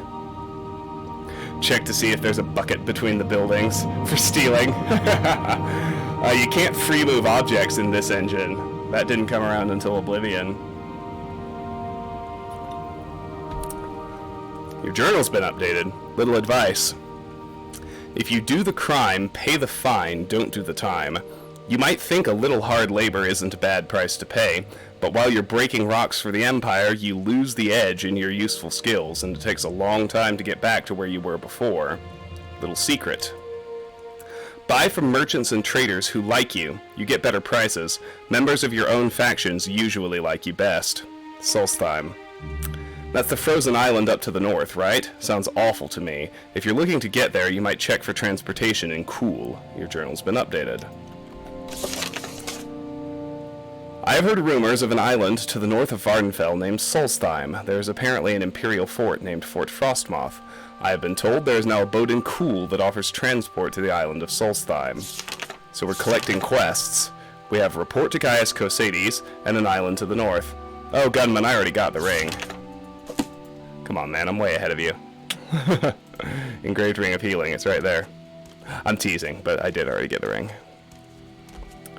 So, we have a chest marked Evidence with a lock level 50. We can't steal these books. We can certainly go through them. Brief History of the Empire, V1. A Brief History of the Empire, Part 1 by Stronach Cathage III, Imperial Historian. Before the rule of Tiber Septim, all Tamriel was in chaos. The poet Trasisis called that period of continuous unrest, days and nights of blood and venom. The kings were a petty lot of grasping tyrants who fought Tiber's attempts to bring order to the land, but they were as disorganized as they were dissolute, and the strong hand of Septim brought peace forcibly to Tamriel. The year was Second Era 896. The following year, the Emperor declared the beginning of a new era, thus began the Third Era, Year Aught. For 38 years, the Emperor Tiber reigned supreme. It was a lawful, pious, and glorious age when justice was known to one and all from serf to sovereign. On Tiber's death, it reigned for an entire fortnight, as if the land of Tamriel itself was weeping. The Emperor's grandson, Pelagius, came to the throne. Though his reign was short, he was as strong and resolute as his father had been, and Tamriel could have enjoyed a continuation of the Golden Age. Alas, an unknown enemy of the Septim family hired that accursed organization of cutthroats, the Dark Brotherhood, to kill the Emperor Pelagius I as he knelt at prayer at the Temple of the One in the Imperial City. Pelagius I's reign lasted less than 3 years. Pelagius had no living children, so the crown imperial passed to his first cousin, the daughter of Tiber's brother Agnorith. Kintyra, former queen of Sylvanar, assumed the throne as Kintyra I. Her reign was blessed with prosperity and good harvests, and she herself was an avid patroness of art, music, and dance. Kintyra's son was crowned after her death, the first emperor of Tamriel to use the imperial name Uriel. Uriel I was the great lawmaker of the Septim dynasty, and a promoter of independent organizations and guilds. Under his kind but firm hand, the Fighters Guild and the Mages Guild increased in prominence throughout Tamriel. His son and successor, Uriel II, reigned for 18 years, from the death of Uriel I in 3rd Era 64 to Pelagius II's succession in 3rd Era 82. Tragically, the rule of Uriel II was cursed with blights, plagues, and insurrections. The tenderness he inherited from his father did not serve Tamriel well, and little justice was done. Pelagius II inherited not only the throne from his father, but the debt from the latter's poor financial and judicial management. Pelagius dismissed all of the elder council and allowed only those willing to pay great sums to resume their seats. He encouraged similar acts among his vassals, the kings of Tamriel, and by the end of his 17-year reign, Tamriel had returned to prosperity. His critics, however, have suggested that any advisor possessed of wisdom but not of gold had been summarily ousted by Pelagius. This may have led to some of the troubles his son Antiochus faced when he in turn became emperor. Antiochus was certainly one of the more flamboyant members of the usually austere Septim family. He had numerous mistresses and nearly as many wives, and was renowned for the grandeur of his dress and his high good humor. Unfortunately, his reign was rife with civil war, surpassing even that of his grandfather Uriel II. The War of the Isle in 3rd Era 110, 12 years after Antiochus assumed the throne, nearly took the province of Somerset Isle away from Tamriel. The united alliance of the kings of Somerset and Antiochus only managed to defeat King Orgum of the island kingdom of Pyandonia due to a freak storm. Legend credits the Sigic order of the Isle of Artaeum with the sorcery behind the tempest. The story of Kintyra II, heiress to her father Antiochus's throne, is certainly one of the saddest tales in imperial history. Her first cousin Uriel, son of Queen Potema of Solitude, accused Kintyra of being a bastard, alluding to the infamous decadence of the imperial city during her father's reign. When this accusation failed to stop her coronation, Uriel bought the support of several disgruntled kings of High Rock, Skyrim, and Morrowind, and with Queen Potema's assistance he coordinated 3 attacks on the Septim Empire. The first attack occurred in the Iliac Bay region, which separates High Rock and Hammerfell. Kintyra's entourage was massacred and the Empress taken captive. For 2 years, Kintyra II languished in an imperial prison, believed to be somewhere in Glenpoint or Glenmoral before she was slain in her cell under mysterious circumstances. The second attack was on a series of imperial garrisons along the coastal Morrowind Islands. The Empress's consort Contin Aranix fell defending the forts. The third and final attack was a siege of the imperial city itself, occurring after the Elder Council had split up the army to attack western High Rock and eastern Morrowind. The weakened government had little defense against Uriel's determined aggression, and capitulated after only a fortnight of resistance. Uriel took the throne that same evening and proclaimed himself Uriel III, Emperor of Tamriel. The year was 3rd Era 121. Thus began the War of the Red Diamond, described in Volume 2 of this series. Alrighty. I do love the consistency of lore across the series, Eastpork. I agree. A Brief History of the Empire, Part 2, by Stronach Cathage III, Imperial Historian. Volume 1 of this series described in brief the lives of the first 8 emperors of the Septim dynasty, beginning with the glorious Tiber Septim and ending with his great-great-great-great-grand-niece, Kintyra II. Kintyra's murder in Glenpoint while in captivity is considered by some to be the end of the pure strain of Septim blood in the imperial family. Certainly it marks the end of something significant. Uriel III not only proclaimed himself Emperor of Tamriel, but also Uriel Septim III, taking the eminent surname as a title. In truth, his surname was Mantiarcho from his father's line. In time, Uriel III was deposed and his crimes reviled, but the tradition of taking the name Septim as a title for the Emperor of Tamriel did not die with him. For 6 years, the War of the Red Diamond, which takes its name from the Septim family's famous badge, tore the empire apart. The combatants were the 3 surviving children of Pelagius II, Potema, Sepphoris, and Magnus, and their various offspring. Potema, of course, supported her son Uriel III, and had the combined support of all of Skyrim and northern Morrowind. With the efforts of Sepphoris and Magnus, however, the province of High Rock turned coat. The provinces of Hammerfell, Somerset Isle, Valenwood, Elsewhere, and Black Marsh were divided in their loyalty, but most kings supported Sepphoris and Magnus. In 3rd Era 127, Uriel III was captured at the Battle of Ichidag in Hammerfell. En route to his trial in the imperial city, a mob overtook his prisoner's carriage and burned him alive within it. His captor and uncle continued on to the imperial city, and by common acclaim was proclaimed Sepphoris I, Emperor of Tamriel. Sepphoris' reign was marked by nothing but war. By all accounts, he was a kind and intelligent man, but what Tamriel needed was a great warrior, and he, fortunately, was that. It took an additional 10 years of constant warfare for him to defeat his sister Potema. the so-called Wolf Queen of Solitude, who died in the siege of her city-state in the year 137. Sepphoris survived his sister by only 3 years. He never had time during the war years to marry, so it was his brother, the fourth child of Pelagius II, who assumed the throne.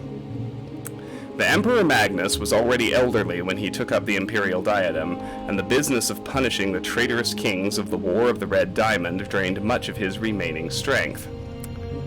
Legend accuses Magnus's son and heir Pelagius III of patricide, but that seems unlikely. That seems highly unlikely, for no other reason than that Pelagius was king of Solitude following the death of Potema, and seldom visited the imperial city.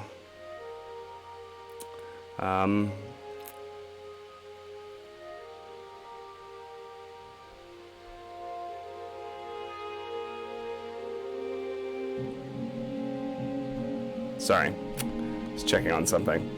Pelagius III, sometimes called Pelagius the Mad, was proclaimed emperor in the 145th year of the Third Era. Almost from the start, his eccentricities of behavior were noted at court.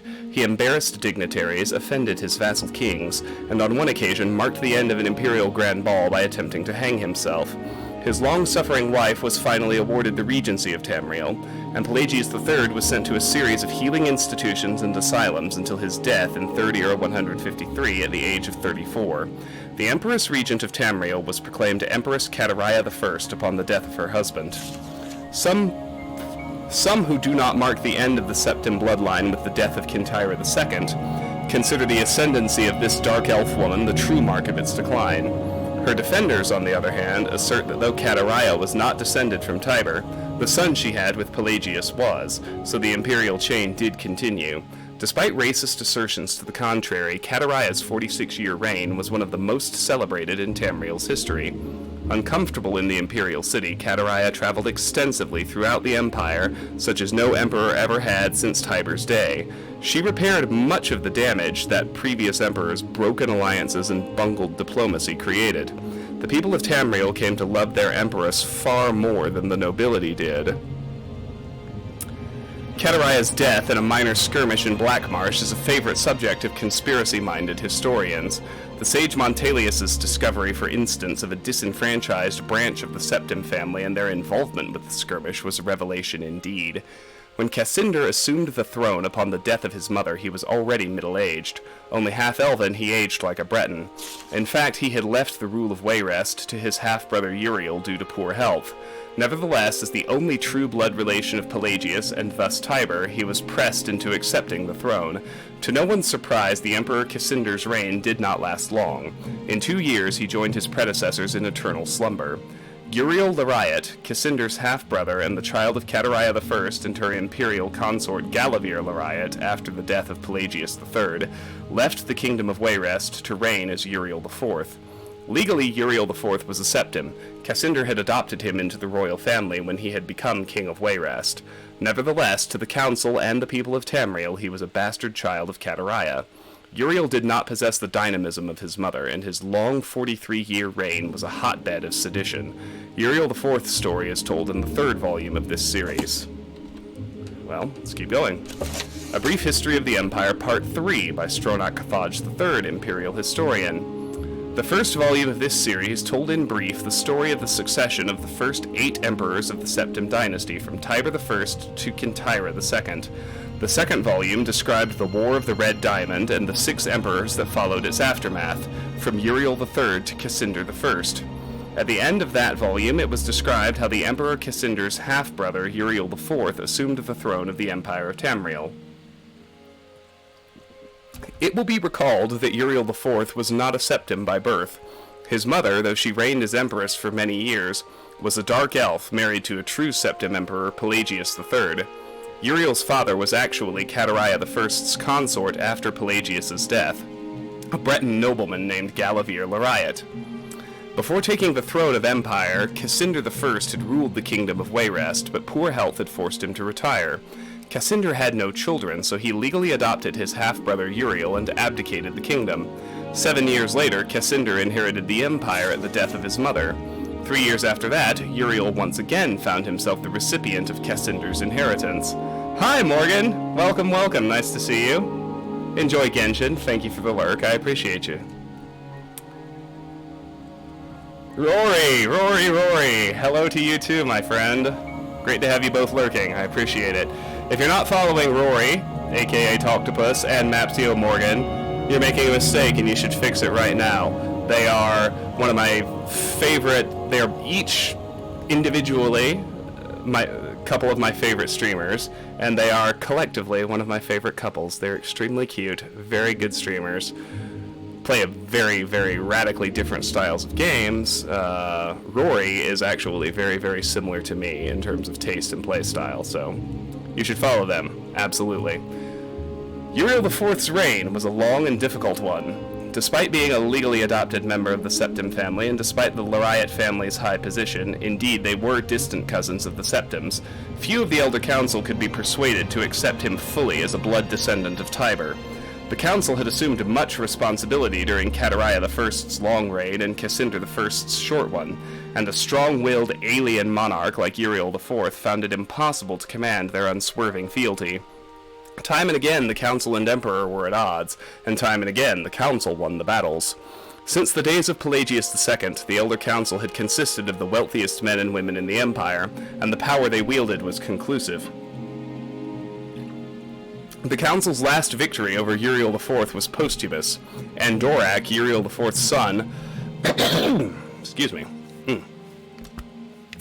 and Dorak, Uriel IV's son, was disinherited by vote of council, and a cousin more closely related to the original Septim line was proclaimed Sepphoris II in 3rd era 268. For the first 9 years of Sepphoris II's reign, those loyal to Andoric battled the imperial forces. In an act that the sage Irantine called Tiber Septim's Heart Beating No More, the council granted Andoric the High Rock Kingdom of Shornhelm to end the war, and Andoric's descendants still ruled there. By and large, Sepphoris II had foes that demanded more of his attention than Andoric. From out of his Cimmerian nightmare, in the words of Irantine, a man who called himself the Cameron Usurper led an army of Daedra and undead warriors on a rampage through Valenwood, conquering kingdom after kingdom. Few could resist his onslaughts, and as month turned to bloody month in the year 3rd era 249, even fewer tried. Sepphoris II sent more and more mercenaries into Hammerfell to stop the usurper's northward march, but they were bribed or slaughtered and raised as undead. The story of the Cameron Usurper deserves a book of its own. It is recommended that the reader find Palax Ilthri's The Fall of the Usurper for more detail. In short, however, the destruction of the forces of the usurper had little to do with the efforts of the Emperor. The result was a great regional victory and an increase in hostility toward the seemingly inefficacious empire. Uriel V, Sepphoris II's son and successor, swiveled opinion back toward the latent power of the empire. Haha! Hi, Jake. Nice to see you. Welcome in, my friend. Turning the attention of Tamriel away from internal strife, Uriel V embarked on a series of invasions, beginning almost from the moment he took the throne in 3rd era 268. Uriel V conquered Roskria in 271, Cathnaque in 276, Ineslia in 279, and Asroniet in 284. In 3rd era 288, he embarked on his most ambitious enterprise, the invasion of the continent kingdom of Akavir. This ultimately proved a failure, for 2 years later Uriel V was killed in Akavir on the battlefield of Ionith. Nevertheless, Uriel V holds a reputation second only to Tiber as one of the 2 great warrior emperors of Tamriel. The last 4 emperors, beginning with Uriel V's infant son, are described in the 4th and final volume of this series. Bethesda has not said where Elder Scrolls 6 will be. They have not. Any rumors to the contrary are lies. Well, not lies per se, but rumors, nothing more. And Brief History of the Empire V4. A Brief History of the Empire Part 4 by Stronach Cathaj III, Imperial Historian. The first book of this series described in brief the first 8 emperors of the Septim dynasty, beginning with Tiber I. The second volume described the War of the Red Diamond and the 6 emperors who followed. The third volume described the troubles of the next 3 emperors, the frustrated Uriel IV, the ineffectual Sepphoris II, and the heroic Uriel V. On Uriel V's death across the sea in distant hostile Akavir, Uriel VI was but 5 years old. In fact, Uriel VI was born only shortly before his father left for Akavir. Uriel V's only other progeny, by a morganatic alliance, were the twins Morehotha and Eloisa, who had been born a month after Uriel V left. Uriel VI was crowned in the 290th year of the Third Era. The imperial consort Thonica, as the boy's mother, was given a restricted regency until Uriel VI reached his majority. The Elder Council retained the real power, as they had ever since the days of Catariah I. The council so enjoyed its unlimited and unrestricted freedom to promulgate laws and generate profits that Uriel VI was not given full license to rule until 307, when he was already 22 years old. He had been slowly assuming positions of responsibility for years, but both the council and his mother, who enjoyed even her limited regency, were loath to hand over the reins. By the time he came to the throne, the mechanisms of government gave him little power except for that of the imperial veto. This power, however, he regularly and vigorously exercised. By 313, Uriel II could boast with conviction that he truly did rule Tamriel. He utilized defunct spy networks and guard units to bully and coerce the difficult members of the Elder Council. His half-sister Morehotha was not surprisingly his staunchest ally, especially after her marriage to Baron Ulf Gerson of Winterhold brought her considerable wealth and influence. As the sage Ugaridge said, Uriel V conquered Asroniet, but Uriel VI conquered the Elder Council. Hi, Mooney! I'm doing really well. How are you? It's nice to see you. Welcome. When Uriel VI fell off a horse and could not be resuscitated by the finest imperial healers, his beloved sister Morehotha took up the imperial tiara. At 25 years of age, she had been described by admittedly self-serving diplomats as the most beautiful creature in all of Tamriel. She was certainly well-learned, vivacious, athletic, and a well-practiced politician. She brought the Archmagister of Skyrim to the Imperial City, and created the second Imperial Battle Mage since the days of Tiber Septim. I've been doing great, Mooney, thanks for asking. How about you? Morehotha finished the job her brother had begun, and made the Imperial Province a true government under the Empress and later the Emperor. Outside the Imperial Province, however, the Empire had been slowly disintegrating. Open revolutions and civil wars had raged unchallenged since the days of her grandfather Sepphoris II. Carefully coordinating her counterattacks, Morehotha slowly claimed back her rebellious vassals, always avoiding overextending herself. Though Morehotha's military campaigns were remarkably successful, her deliberate pace often frustrated the council. One councilman, an Argonian who took the Colovian name of Thorocles Romus, furious at her refusal to send troops to his troubled Blackmarsh, is commonly believed to have hired the assassins who claimed her life in 3rd Era 339. Romus was summarily tried and executed, though he protested his innocence to the last. Morehotha had no surviving children, and Eloisa had died of a fever 4 years before.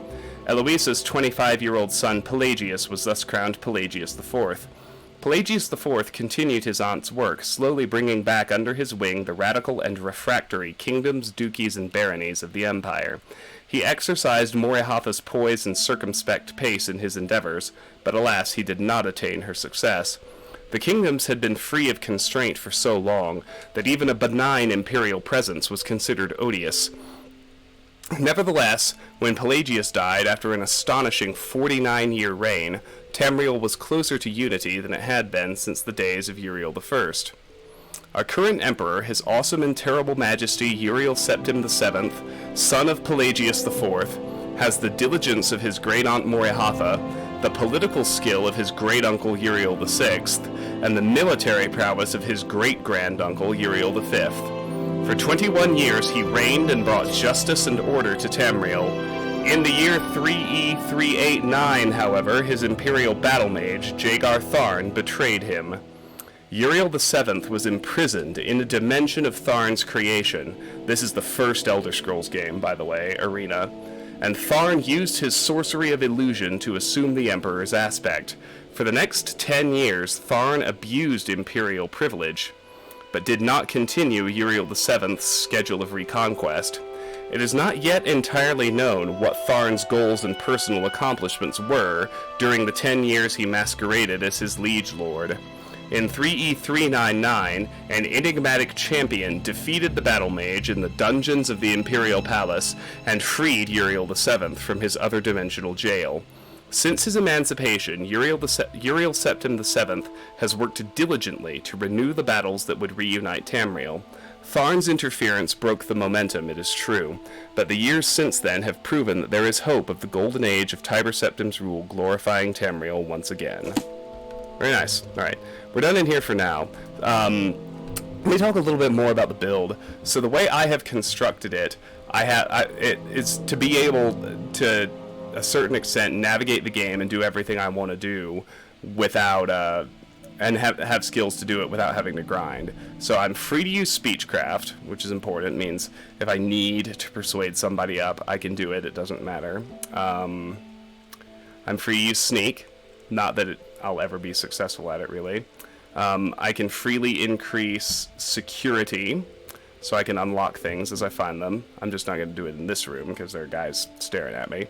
I'm free to raise unarmored, which is nice, because it kind of automatically raises. It takes a while to get a full suit of armor. Free to raise alchemy, so I can make potions as I find ingredients. That's important. I am free to use destruction, so I have at least a way to kill things. I am free to use armorer, which is important because I want to repair things as I find them, because it takes so long to increase. Free to use athletics. It's not part of my leveling plan, so I can run around and raise that one at will. And I also have, I'm also able to use alteration freely. Yeah, there it is. Which is important because until certain skills go up, I can't do things. But I can cast water breathing, I can cast open once I have a spell, that kind of thing. Alright.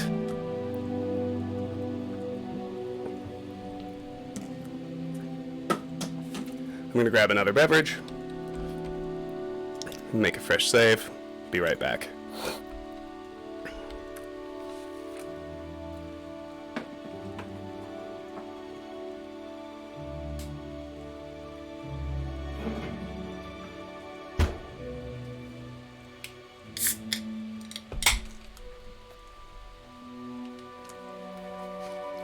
Utterly delicious Hoplark hop tea. I can't recommend it enough. It is good stuff. Oh, and let me tell you what I want for this first actual level in terms of the skills that will impact my next level up. Let me get back to...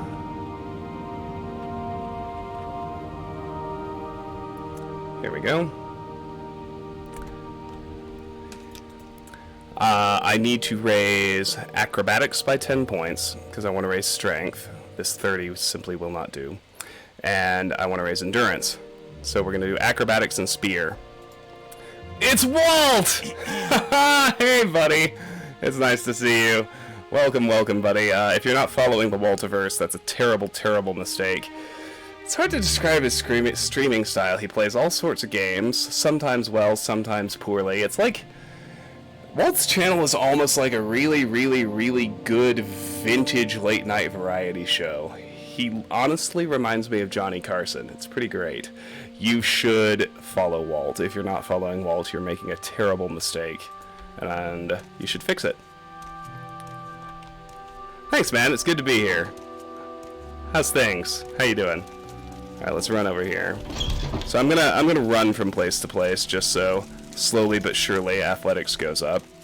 As long as it's not stealing, or rather, it is stealing. Rephrase. As long as there's nobody looking at me stealing, I can get away with it.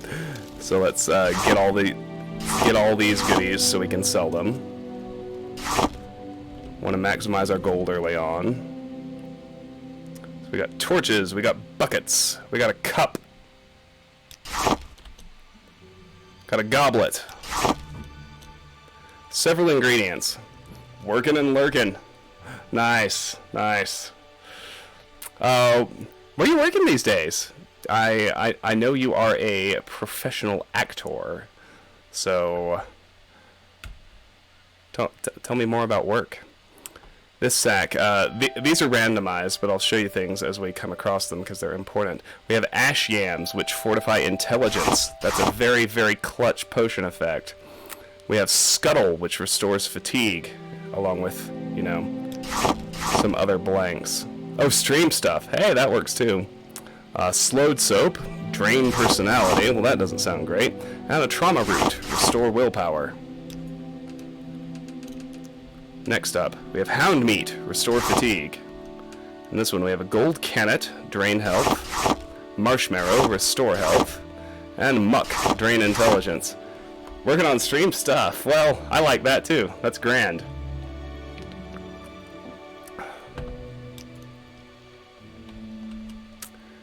Green Lichen, Fortify Personality, more Scuttle and Stoneflower Petals, which are Restore Strength.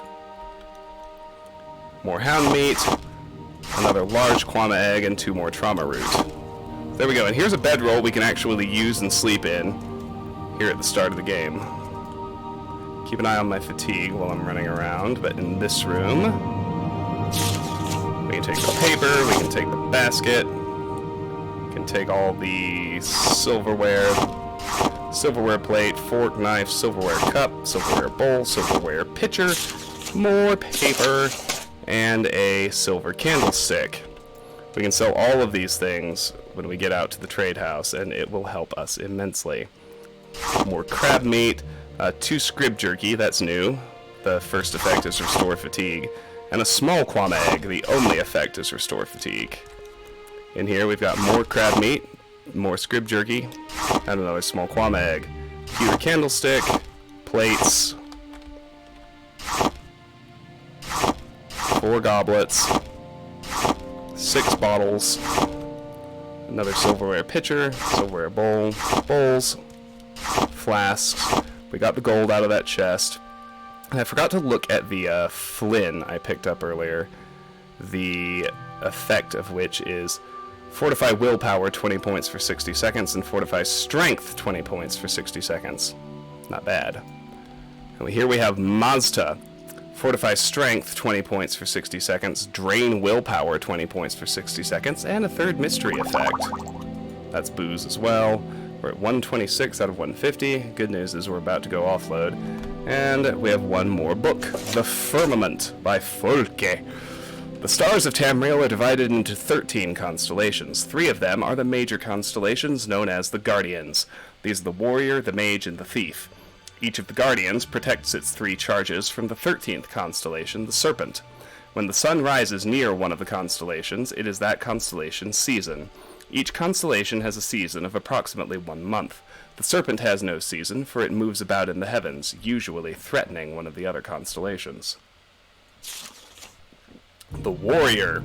The Warrior is the first Guardian constellation, and he protects his charges during their seasons.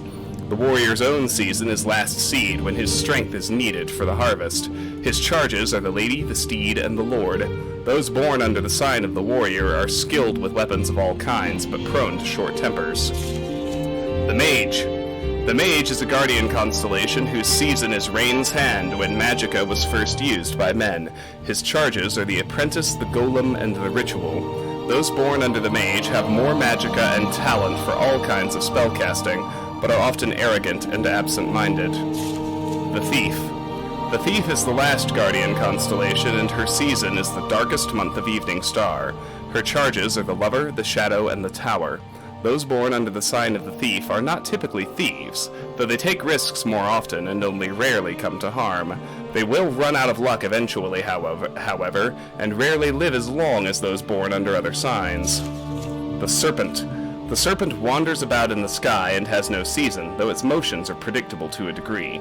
No characteristics are common to all who are born under the sign of the Serpent. Those born under this sign are the most blessed and the most cursed. The Lady. The Lady is one of the Warrior's charges, and her season is Heartfire. Those born under the sign of the Lady are kind and tolerant. The Steed. The Steed is one of the Warrior's charges, and her season is mid-year. Those born under the sign of the Steed are impatient and always hurrying from one place to another. The Lord. The Lord's season is First Seed, and he oversees all of Tamriel during the planting. Those born under the sign of the Lord are stronger and healthier than those born under other signs. The Apprentice. The Apprentice's season is sun's height. Those born under the sign of the Apprentice have a special affinity for magic of all kinds, but are more vulnerable to magic as well. The Atronach. The Atronach, often called the Golem, is one of the mage's charges. Its season is sun's dusk. Those born under this sign are natural sorcerers with deep reserves of magicka, but they cannot generate magicka of their own. The Ritual. The Ritual is one of the mage's charges, and its season is Morning Star. Those born under this sign have a variety of abilities depending on the aspects of the moons and the divines. The Lover. The Lover is one of the thief's charges, and her season is Sun's Dawn. Those born under the sign of the Lover are graceful and passionate. The Shadow. The Shadow's season is Second Seed. The Shadow grants those born under her sign the ability to hide in shadows. The Tower. The Tower is one of the thief's charges, and its season is Frostfall. Those born under the sign of the Tower have a knack for finding gold, and can open locks of all kinds. Alright, we're at 129 of 150. Alright.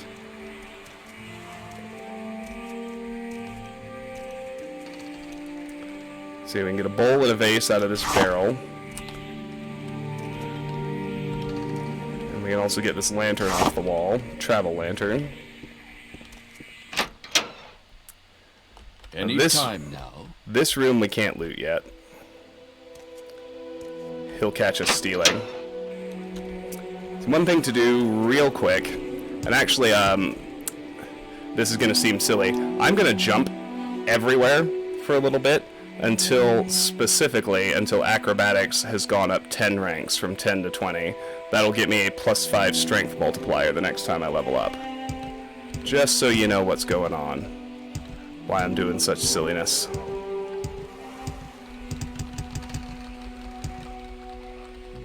You can loot it if you sneak and walk into the corner for 72 hours. That's true. I'm trying to avoid out-and-out grinding, at least to the level that delays playing the game this time around. I'm also going to use all of the tools that are actually available to me.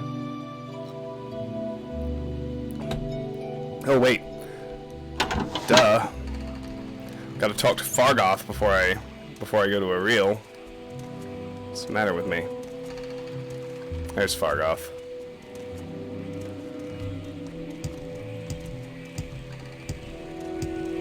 So we won't fully dialogue with him. Fargoth! Are you the one that boat dropped off? Odd to see a boat arrive at that time of the day. Hope the Imperials treated you okay. I swear they took my ring. Who's faster, the Nerevarine or the average snail? Yeah, no doubt. I swear one of the guards has it. I had it last week, before their weekly Let's Shake Down Fargoth ritual. An engraved healing ring, family heirloom of mine. You haven't seen it, have you? Your journal has been updated. No, sorry, no ring. Yes, I found it. Here, take it. His disposition goes up 50 points to 95. You found it! Amazing! Thank you, thank you. You are now my favorite friend. I'll be sure to tell the others, especially my friend Ariel, who runs the trade house here. Go see him. He'll be happy to see you now. Your journal has been updated. Engraved Ring of Healing has been removed from your inventory. Alright. I have met a Bosmer named Fargoth who claims the Imperials have stolen a ring of his. He would like it back. I have returned the engraved Ring of Healing to Fargoth. He was overjoyed to have it back, and promised to mention my name to the trader here in town, Ariel. So the other thing to bear in mind, there are several things that combine to influence your movement speed. Your carry weight percentage is one of them. So because I'm so close to max carry weight, that actually dramatically slows me down. The kind of armor I'm wearing is another. I'm actually not wearing armor, so that variable is as fast as possible. Yikes. There's the speed attribute, which, of course, is at 30, which is the lowest an attribute can start at, so that's a problem. And there's my athletics skill, which is at 5, also the lowest a skill can exist at. But those 4 factors kind of combine together to determine what your movement speed's actually going to be. So just jumping along, don't mind me. The nice thing is I can wait 1 hour. Resting here is illegal. You'll need to find a bed. That's not a problem. Waiting 1 hour restores your fatigue to full.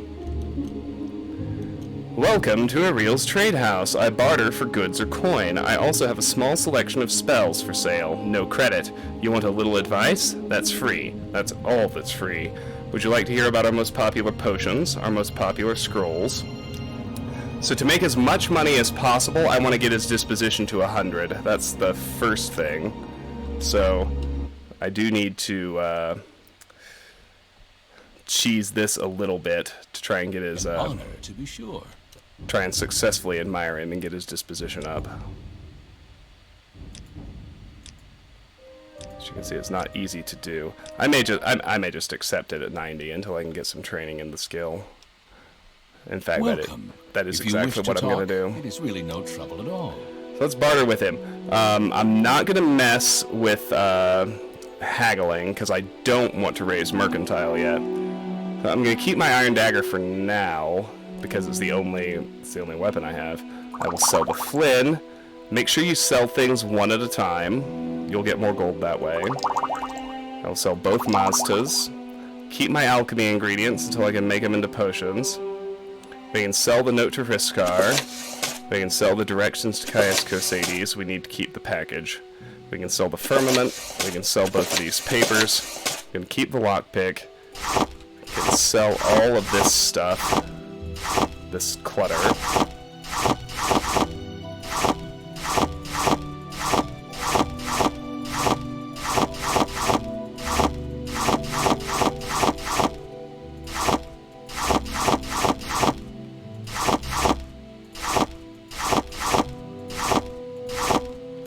There we go, 279.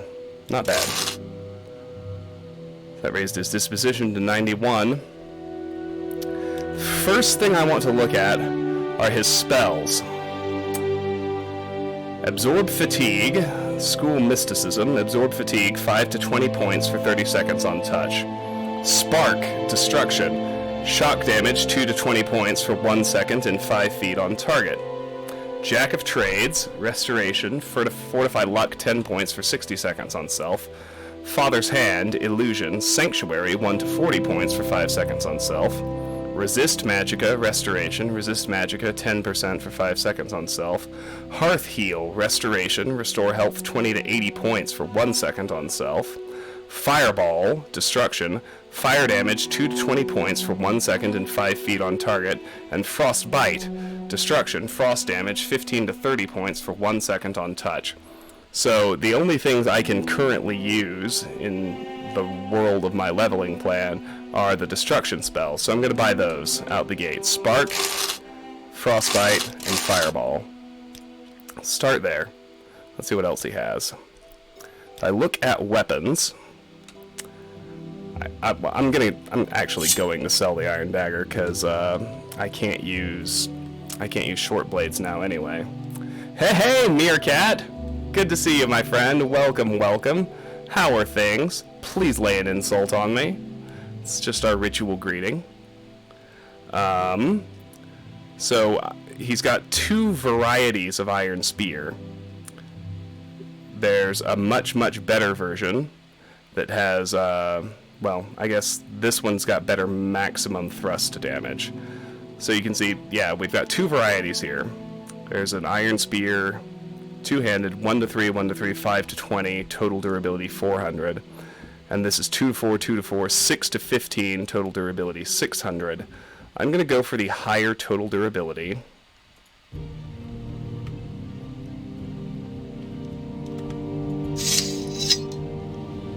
I'll do that sale. So now I have a spear I can use. That's important. That'll get me my endurance ranks. What else you got?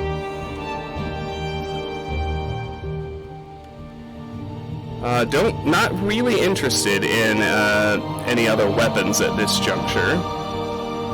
Waiting for the power to go out at work. You've got that feeling. Oh, is it storming there or something? I want to buy 1 piece of light armor. And there's a reason for that, too. Light armor and unarmored are both free to raise, and so as I take hits and those skills go up, That's fine. It doesn't interfere with my leveling plan. Unarmored is broken in the coding. So if you're wearing no armor at all, unarmored doesn't work correctly, and your armor rating is effectively 0, no matter what your unarmored skill actually comes out to be. On the other hand, if you're wearing literally one piece of armor, then suddenly everything locks in, and your unarmored slots work correctly. So, but medium and heavy armor are both part of my leveling plan, so I need to leave those out. So, what does he have? That is the question. I should actually look at his whole inventory anyway. He's got a chitin dagger, one-handed short blade, chitin short bow, it's a two-handed marksman weapon, chitin short sword, one-handed short blade, iron battle axe, two-handed axe, iron broadsword, one-handed long blade, iron claymore, two-handed long blade, iron club, one-handed blunt weapon, iron dagger, one-handed short blade, iron halberd, two-handed spear, iron longsword, one-handed long blade, iron mace, one-handed blunt weapon, iron saber, one-handed long blade, iron short sword, one-handed short blade. We looked at the iron spears, iron tanta, one-handed short blade, iron war axe, one-handed axe, iron warhammer, two-handed blunt weapon, silver short sword, one-handed short blade, silver staff, two-handed blunt weapon, chitin arrows, and iron arrows. Now, apparel. Expensive ring, expensive amulet, common shoes of various styles, common shirt, common robe, common pants, steel right gauntlets, steel left pauldron. These are heavy. I'm not going to use them. I'm only interested in light armor, but steel left gauntlet, steel greaves, all heavy. Nordic ring mail cuirass, medium. Nordic fur cuirass is light, armor rating 1. Nordic fur boots, light, armor rating 1. Netch leather shield, armor rating 1, light. You can't equip a shield because blocking isn't under your control in this game.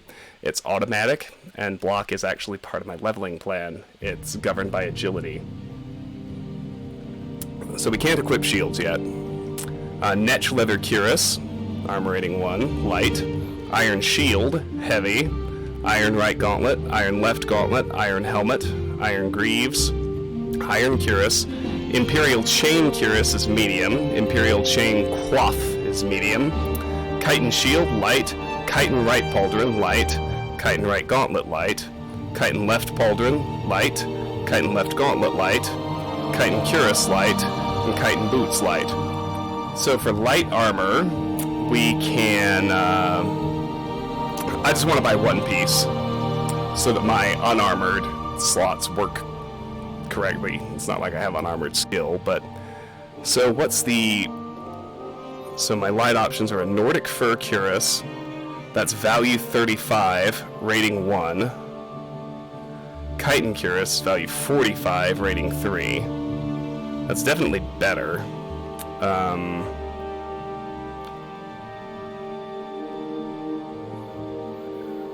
But I just want the cheapest piece available because I'm more concerned about the skill than anything else. The chitin gauntlets are at 9 each. That's probably going to be it. Yeah, so let's just buy one chitin gauntlet. We'll do the left one. Pop that on. There we go. We have a piece of armor. We got spells too. Okay, what else you got, boyo?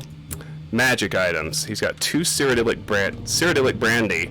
Fortify Willpower, 20 points for 60 seconds. Fortify Endurance, 20 points for 60 seconds. We've seen Flynn. Grief. Fortify Strength, 20 points for 60 seconds. Drain Agility, 20 points for 60 seconds. Mazda. We've seen. Shine. Fortify Endurance, 10 points for 60 seconds. Drain Intelligence, 10 points for 60 seconds. Standard Fortify Luck Potion. Fortify Luck, 10 points for 30 seconds. Sujama. Fortify Strength, 50 points for 60 seconds. Drain Intelligence, 50 points for 60 seconds. Hi, Ethan. Great to see you. Welcome. Meerkat, I did say hello, by the way. And I asked you to insult me in accordance with our ritual greeting. Scroll of Almcivi Intervention. Almcivi Intervention on self. Scroll of Drathus's Winter Guest. Frost damage, 35 to 60 points and 5 feet on touch. Scroll of Heartwise, fortify personality 10 to 30 points for 60 seconds on self. Scroll of Ondusi's Unhinging, open 40 to 60 points on touch. We might buy those if I've got the spare gold. Scroll of Summon Skeleton, summon skeletal minion for 60 seconds on self. Scroll of the Argent Glow, restore fatigue 2 points for 60 seconds on self. Restore health 1 point for 60 seconds on self, and restore magicka 1 point for 60 seconds on self. Scroll of Vigor, restore fatigue 5 points for 120 seconds on self. And Scroll of Vitality, restore health 2 points for 60 seconds on self. Alright, Eastport, thanks for stopping by. It's so good to have you here. Good luck to your bucks. I hope they prove you wrong. And Miscellaneous. Corkbowl Brute, cures paralyzation. Netch Leather fortifies endurance. Salt Rice restores fatigue. Scrib Jerky restores fatigue. Shalk Resin drains fatigue. The Apprentice's Mortar and Pestle. That's an important one. I'm gonna buy it. It lets me make potions.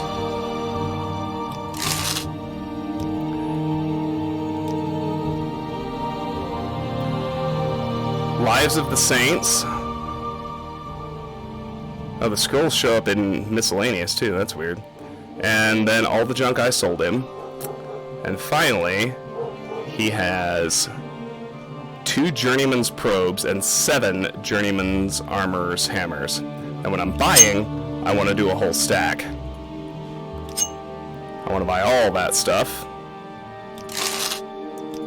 That nearly taps me out of gold. I'm at 42. But the good news is that's everything I could want. So now,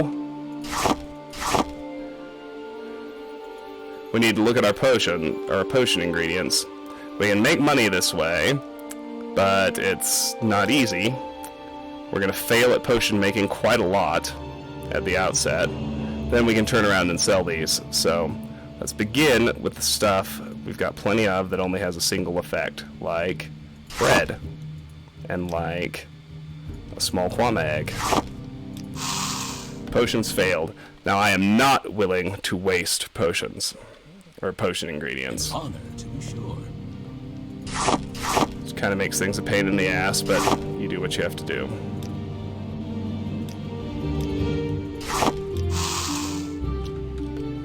Hi, Tara. Nice to see you. Welcome back. How are you doing? How's things? How's life? Greetings. How do you do? May we talk? I did forget though. We can hotkey things. So if you hit F1, that gets you your hotkeys. So let me do some quick keys right quick. Definitely want my Iron Spear on 1. Hand to hand is automatically on 0. When I learn the spells Divine and Almcivi Intervention, they're going to go into slots 8 and 9. 7, I'm going to put my Mortar and Pestle. That way I can quickly access the potion interface.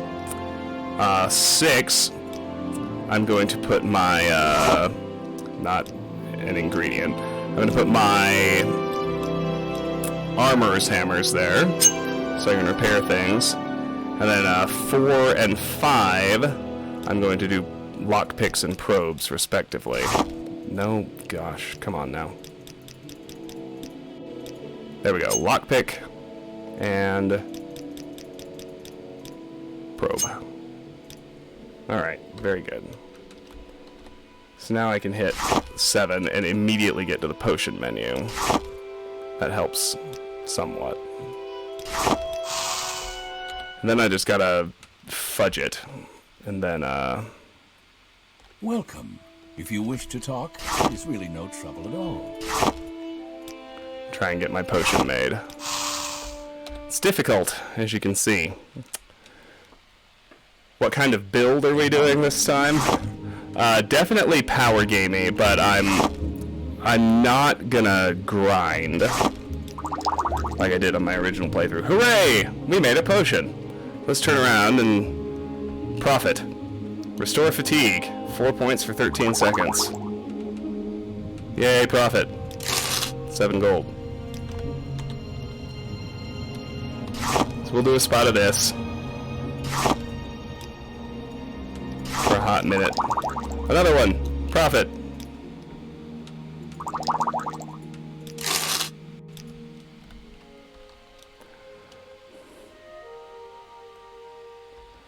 Prophet. Have a lovely night. Oh, your cat decided to help type. I love that. The music's bringing back a lot of emotions. I know. I love Morrowind so much. It's just so good. Let's do another bread. Let's do a large egg this time. Whoop. Devastating. Arrow keys. Welcome. If you Awesome. wish to talk, there's really no trouble at all.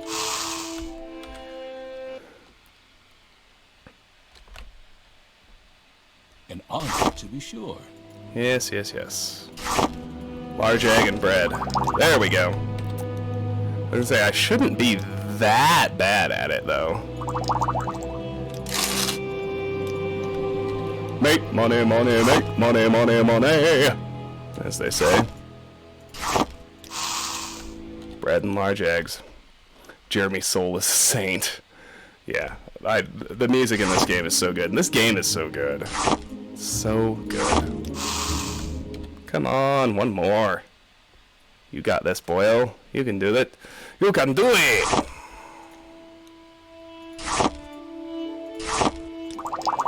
Yes, you can. To be sure. That's absolutely right. Continue It profiting. just stood there, holding its tail and whispering. Alright, let's see. What did it say? I have crab meat and hound meat, which can make restore fatigue potions.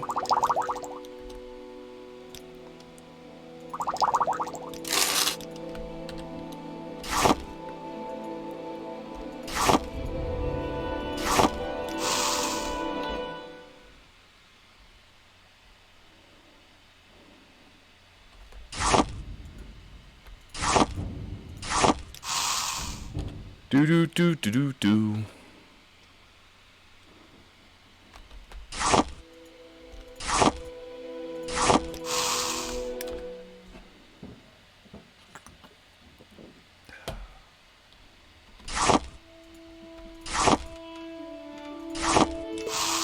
Well, There's always a level of if you- assessment into what is and isn't worth buying of the universe of things that are eventually of potential use. Like, I'm not gonna buy out all the potion ingredients, generally. What I will do is just, when I'm done making the things I know for a fact I can make, Scuttle, that one's restore fatigue.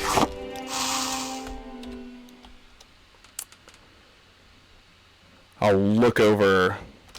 Please, madam. I am at your service.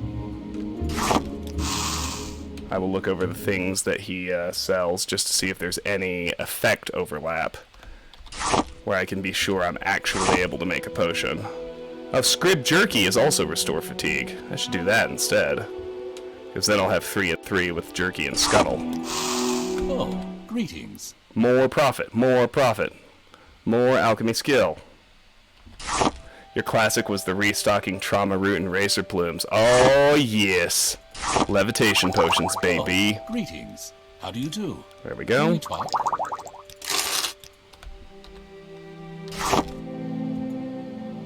Alright, let's do... Yeah, let's do Scrib Jerky and Scuttle. That had 2 overlapping effects. Fortify fatigue. Nice. Still only sells for 7. That seems silly. It's a better potion. Oh well.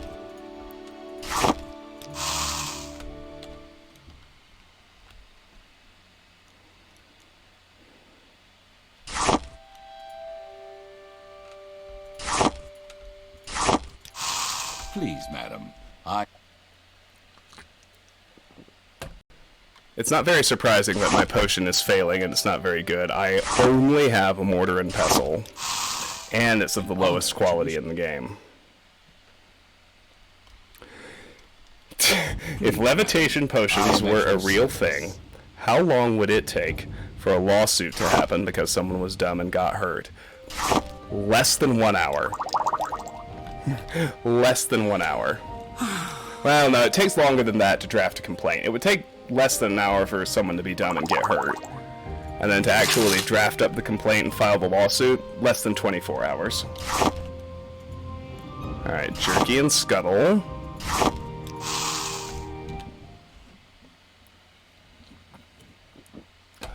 Come on. An honor, to be sure. There it is! Alchemy increased to 16! Yay! We're getting better! Let's sell him that potion.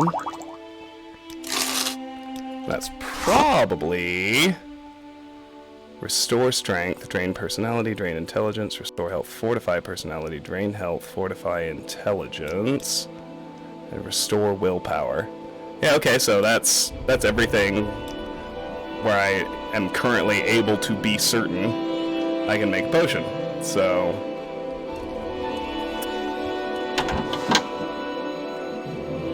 that's everything I feel compelled to buy at the outset.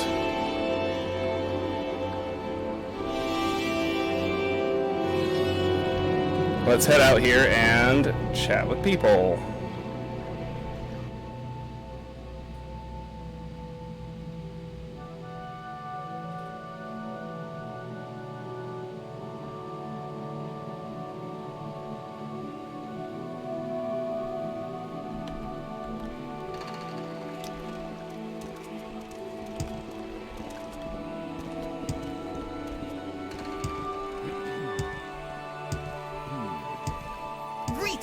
Speak, traveler.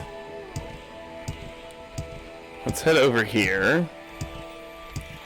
Because these level 10 locks we should be able to open. I'm going to wait 1 hour just to get my fatigue maxed out.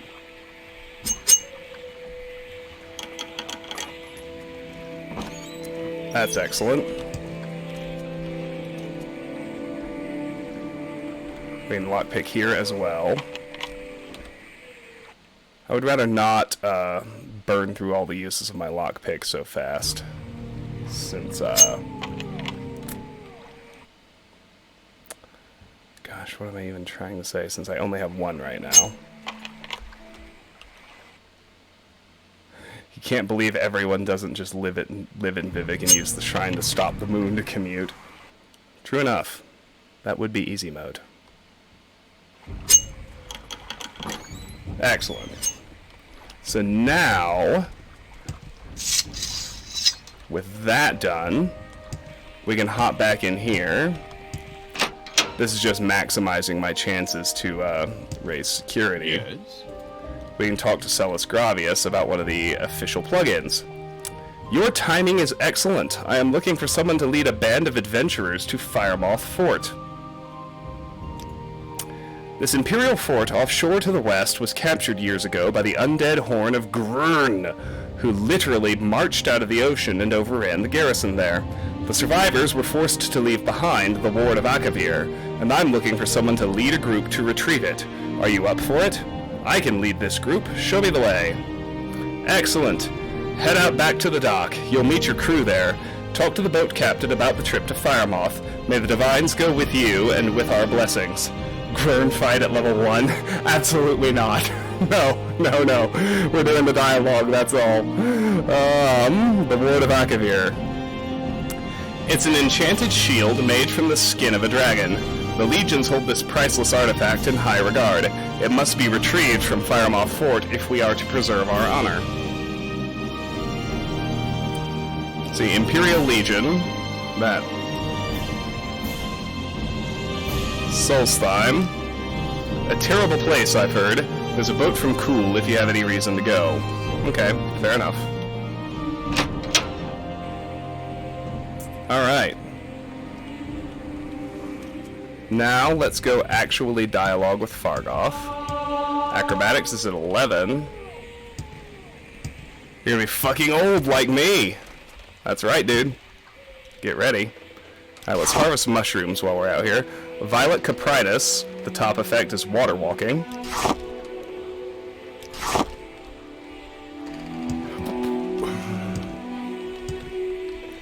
There's someone watching you. Hypophagia is drain luck. Bungler's Bane. You can't always harvest either, that's important to note. take this lantern. I don't think anyone cares if we take stuff that's outside. Vodunius Nucius' house. Lock level 30. Let's actually dialogue with Fargoth now. I am humbly at your service. I don't mind, Travis. Always happy to help someone like you. What's on your mind? Background. I am Fargoth, commoner. Latest rumors. I've heard that the local tax collector, Processus Vitellius, is missing. No surprise, really. He wasn't well liked around here. Little advice. New in Morrowind, eh? Well, the natives are not very friendly. They still resent the Empire, and they look down on the other races. They don't like Outlander Dunmer very much either. If you aren't Dunmer and native-born, you're an Outlander, just like the rest of us. The little secret. Daedra, you know what they are, right? Well, Daedric shrines are where Daedra cults worship Daedra. Bad people who summon bad Daedra. Stay away from them. Why? Because Daedra are nasty, and the folks that worship them are even nastier. My trade. I am a commoner. I do whatever needs doing. Cooking, cleaning, building, baking, making, breaking. And by your accent, I can tell you are an Outlander. Since you're new to these parts, perhaps you'd like me to share a little local lore. Services. Get food and sundries from Ariel's trade house. That's also where you'll find anyone who offers training. Not much else in the way of services in this damp little squat. Solstheim. Someone in particular. The Altmer Ariel runs Ariel's trade house, so Cusius Urgala is the chief agent at the Census and Excise offices. Specific place. Not much here. Ariel's trade house, the Census and Excise offices, that's the Coast Guard too, and a lighthouse. And that's it. Siltstrider service goes to Vivek, Balmora, Nissus, and Saran. The road goes north past Pelagiad to Balmora, and east to Vivek, and southeast to Ebonheart.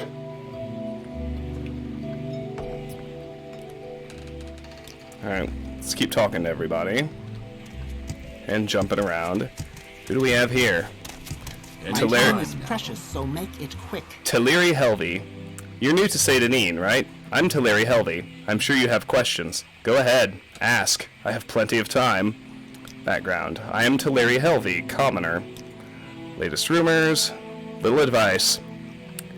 We see a lot of new faces like yours here in Seyda Neen. If you're hoping to stand out from the crowd, you need to practice a lot to improve your skills. And if you want to increase your general level of competence, focus on your major skills, the ones most important to your trade. That way you'll advance more quickly. And another little tip newcomers forget. Always carry a little food so you can freshen up when fatigue gets you down. Eat a little and you can feel your energy coming back. Little secret. Talk to everyone. Talk is cheap. Ask questions. You don't ask, you never learn. My trade. I am a commoner. That one is... We've heard. Okay, good. Let's talk to a guard. I'm an officer of the Imperial Legion. Move along. Background. I am an Imperial Guard. Firemoth. Do not speak of it. Do not go there. Only the legions of the dead guard the walls now.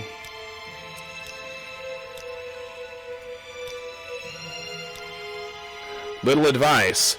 I've never seen a successful adventurer who didn't carry a couple of divine intervention scrolls with him on long expeditions.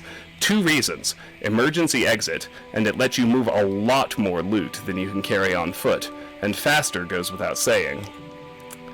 Don't carry those cheap armorer's hammers around with you. Hammers are dead weight. Buy them and use them on the spot.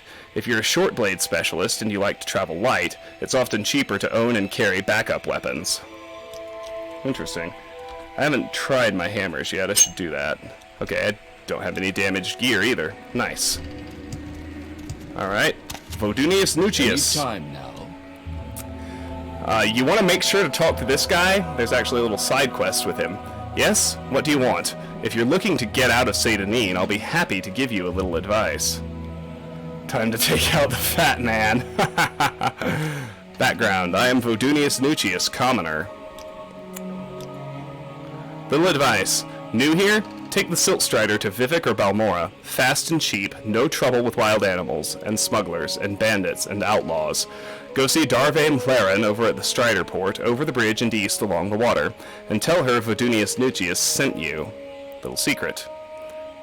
My trade. Services, Solstheim, someone in particular, specific place, Vodunius Nucius. Right, that's me. If you decide to take the Siltstrider, tell Darvain Blaren I sent you. And I need to look at this too. Celis Gravius of Seyda Neen has tasked me with leading a band of adventurers out to the overrun fort of Firemoth. It is there that we will fight the skeleton army of Grrn and return with the ward of Akavir. Nice. Let's see. Those are new people. Should actually head back here because you can see a boat has spawned in. That'll have, ooh, travel lantern. Make money, money.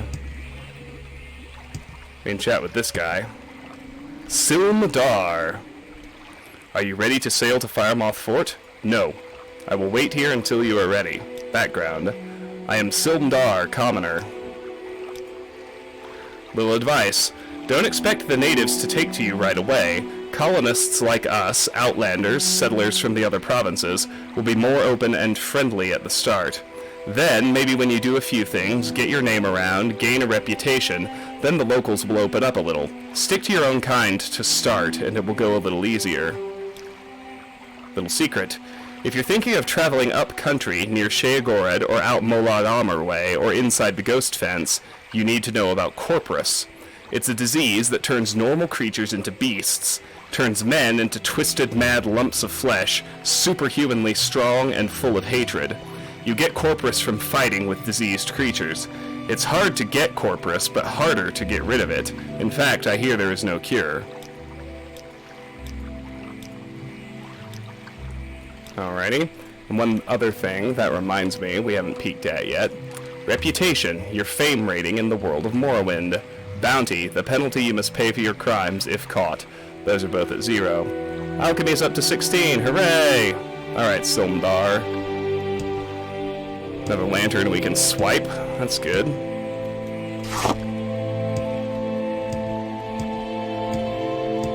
That's a heavy locked door.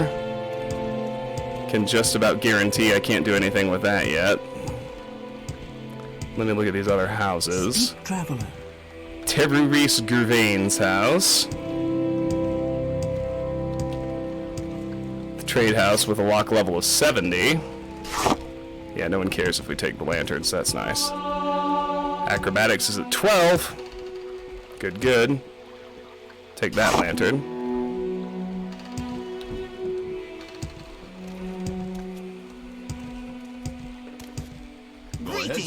Eldefire's house has a lock level of 25. And here is The day is yours. Eldefire, she's new. Started your unarmed tank build in New Vegas.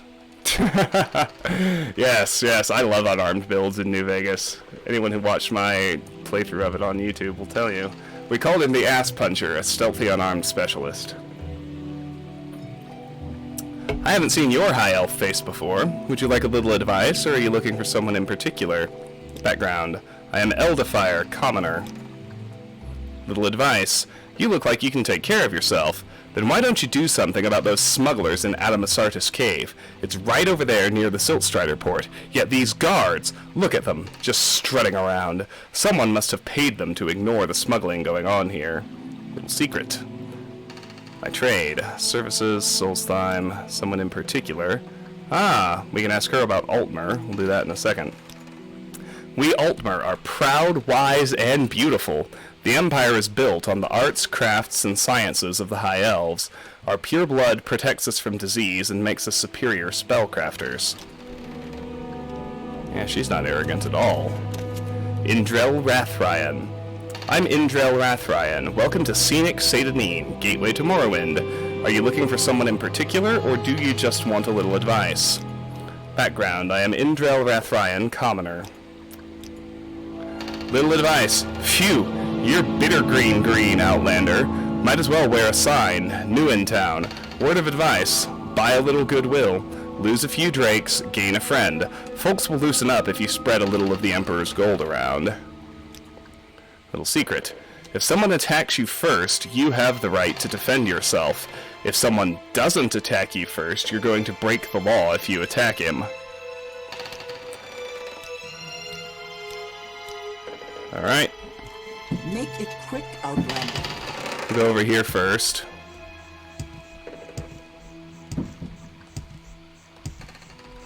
Fargoth's house, lock level 25. Hlaod, Narmak, Seyda Neen, Pelagiad, Vivek, Ebonheart, Balmora! Hey, that's where we're supposed to go. Draren Theralis' house.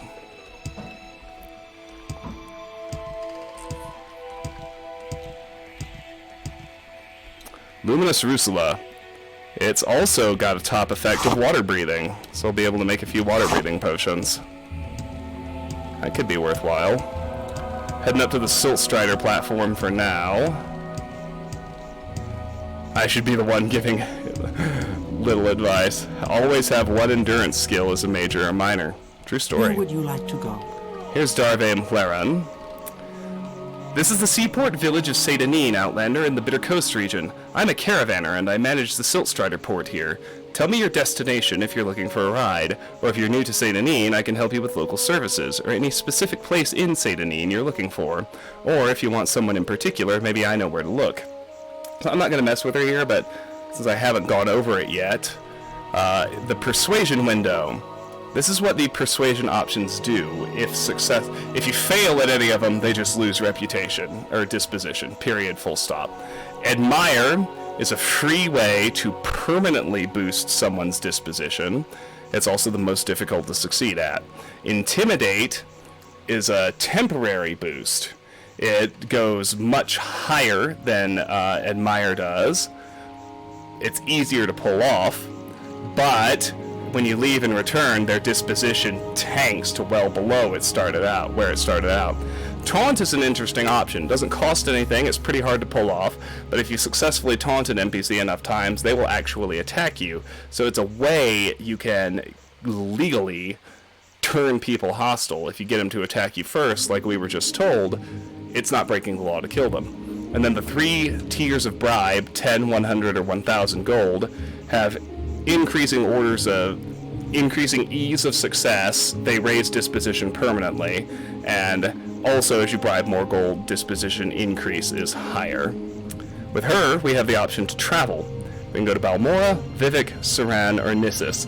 Travel is pegged to how much she likes you, what your current fatigue is, and how far away the destination is.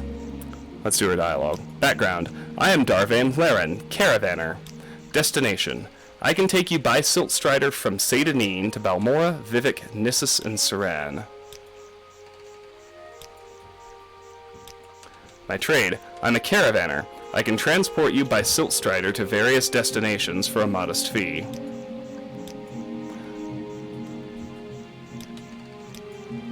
And Vodunius Nugius. Oh, yes, he steers business my way, and I do him a little favor now and then. Poor fellow. I don't think he's happy here in Morrowind. Journal's been updated. Darvaim Hlaran mentioned that she didn't think Vodunius Nugius was happy here. Oh, poor fellow. Let's go see about him.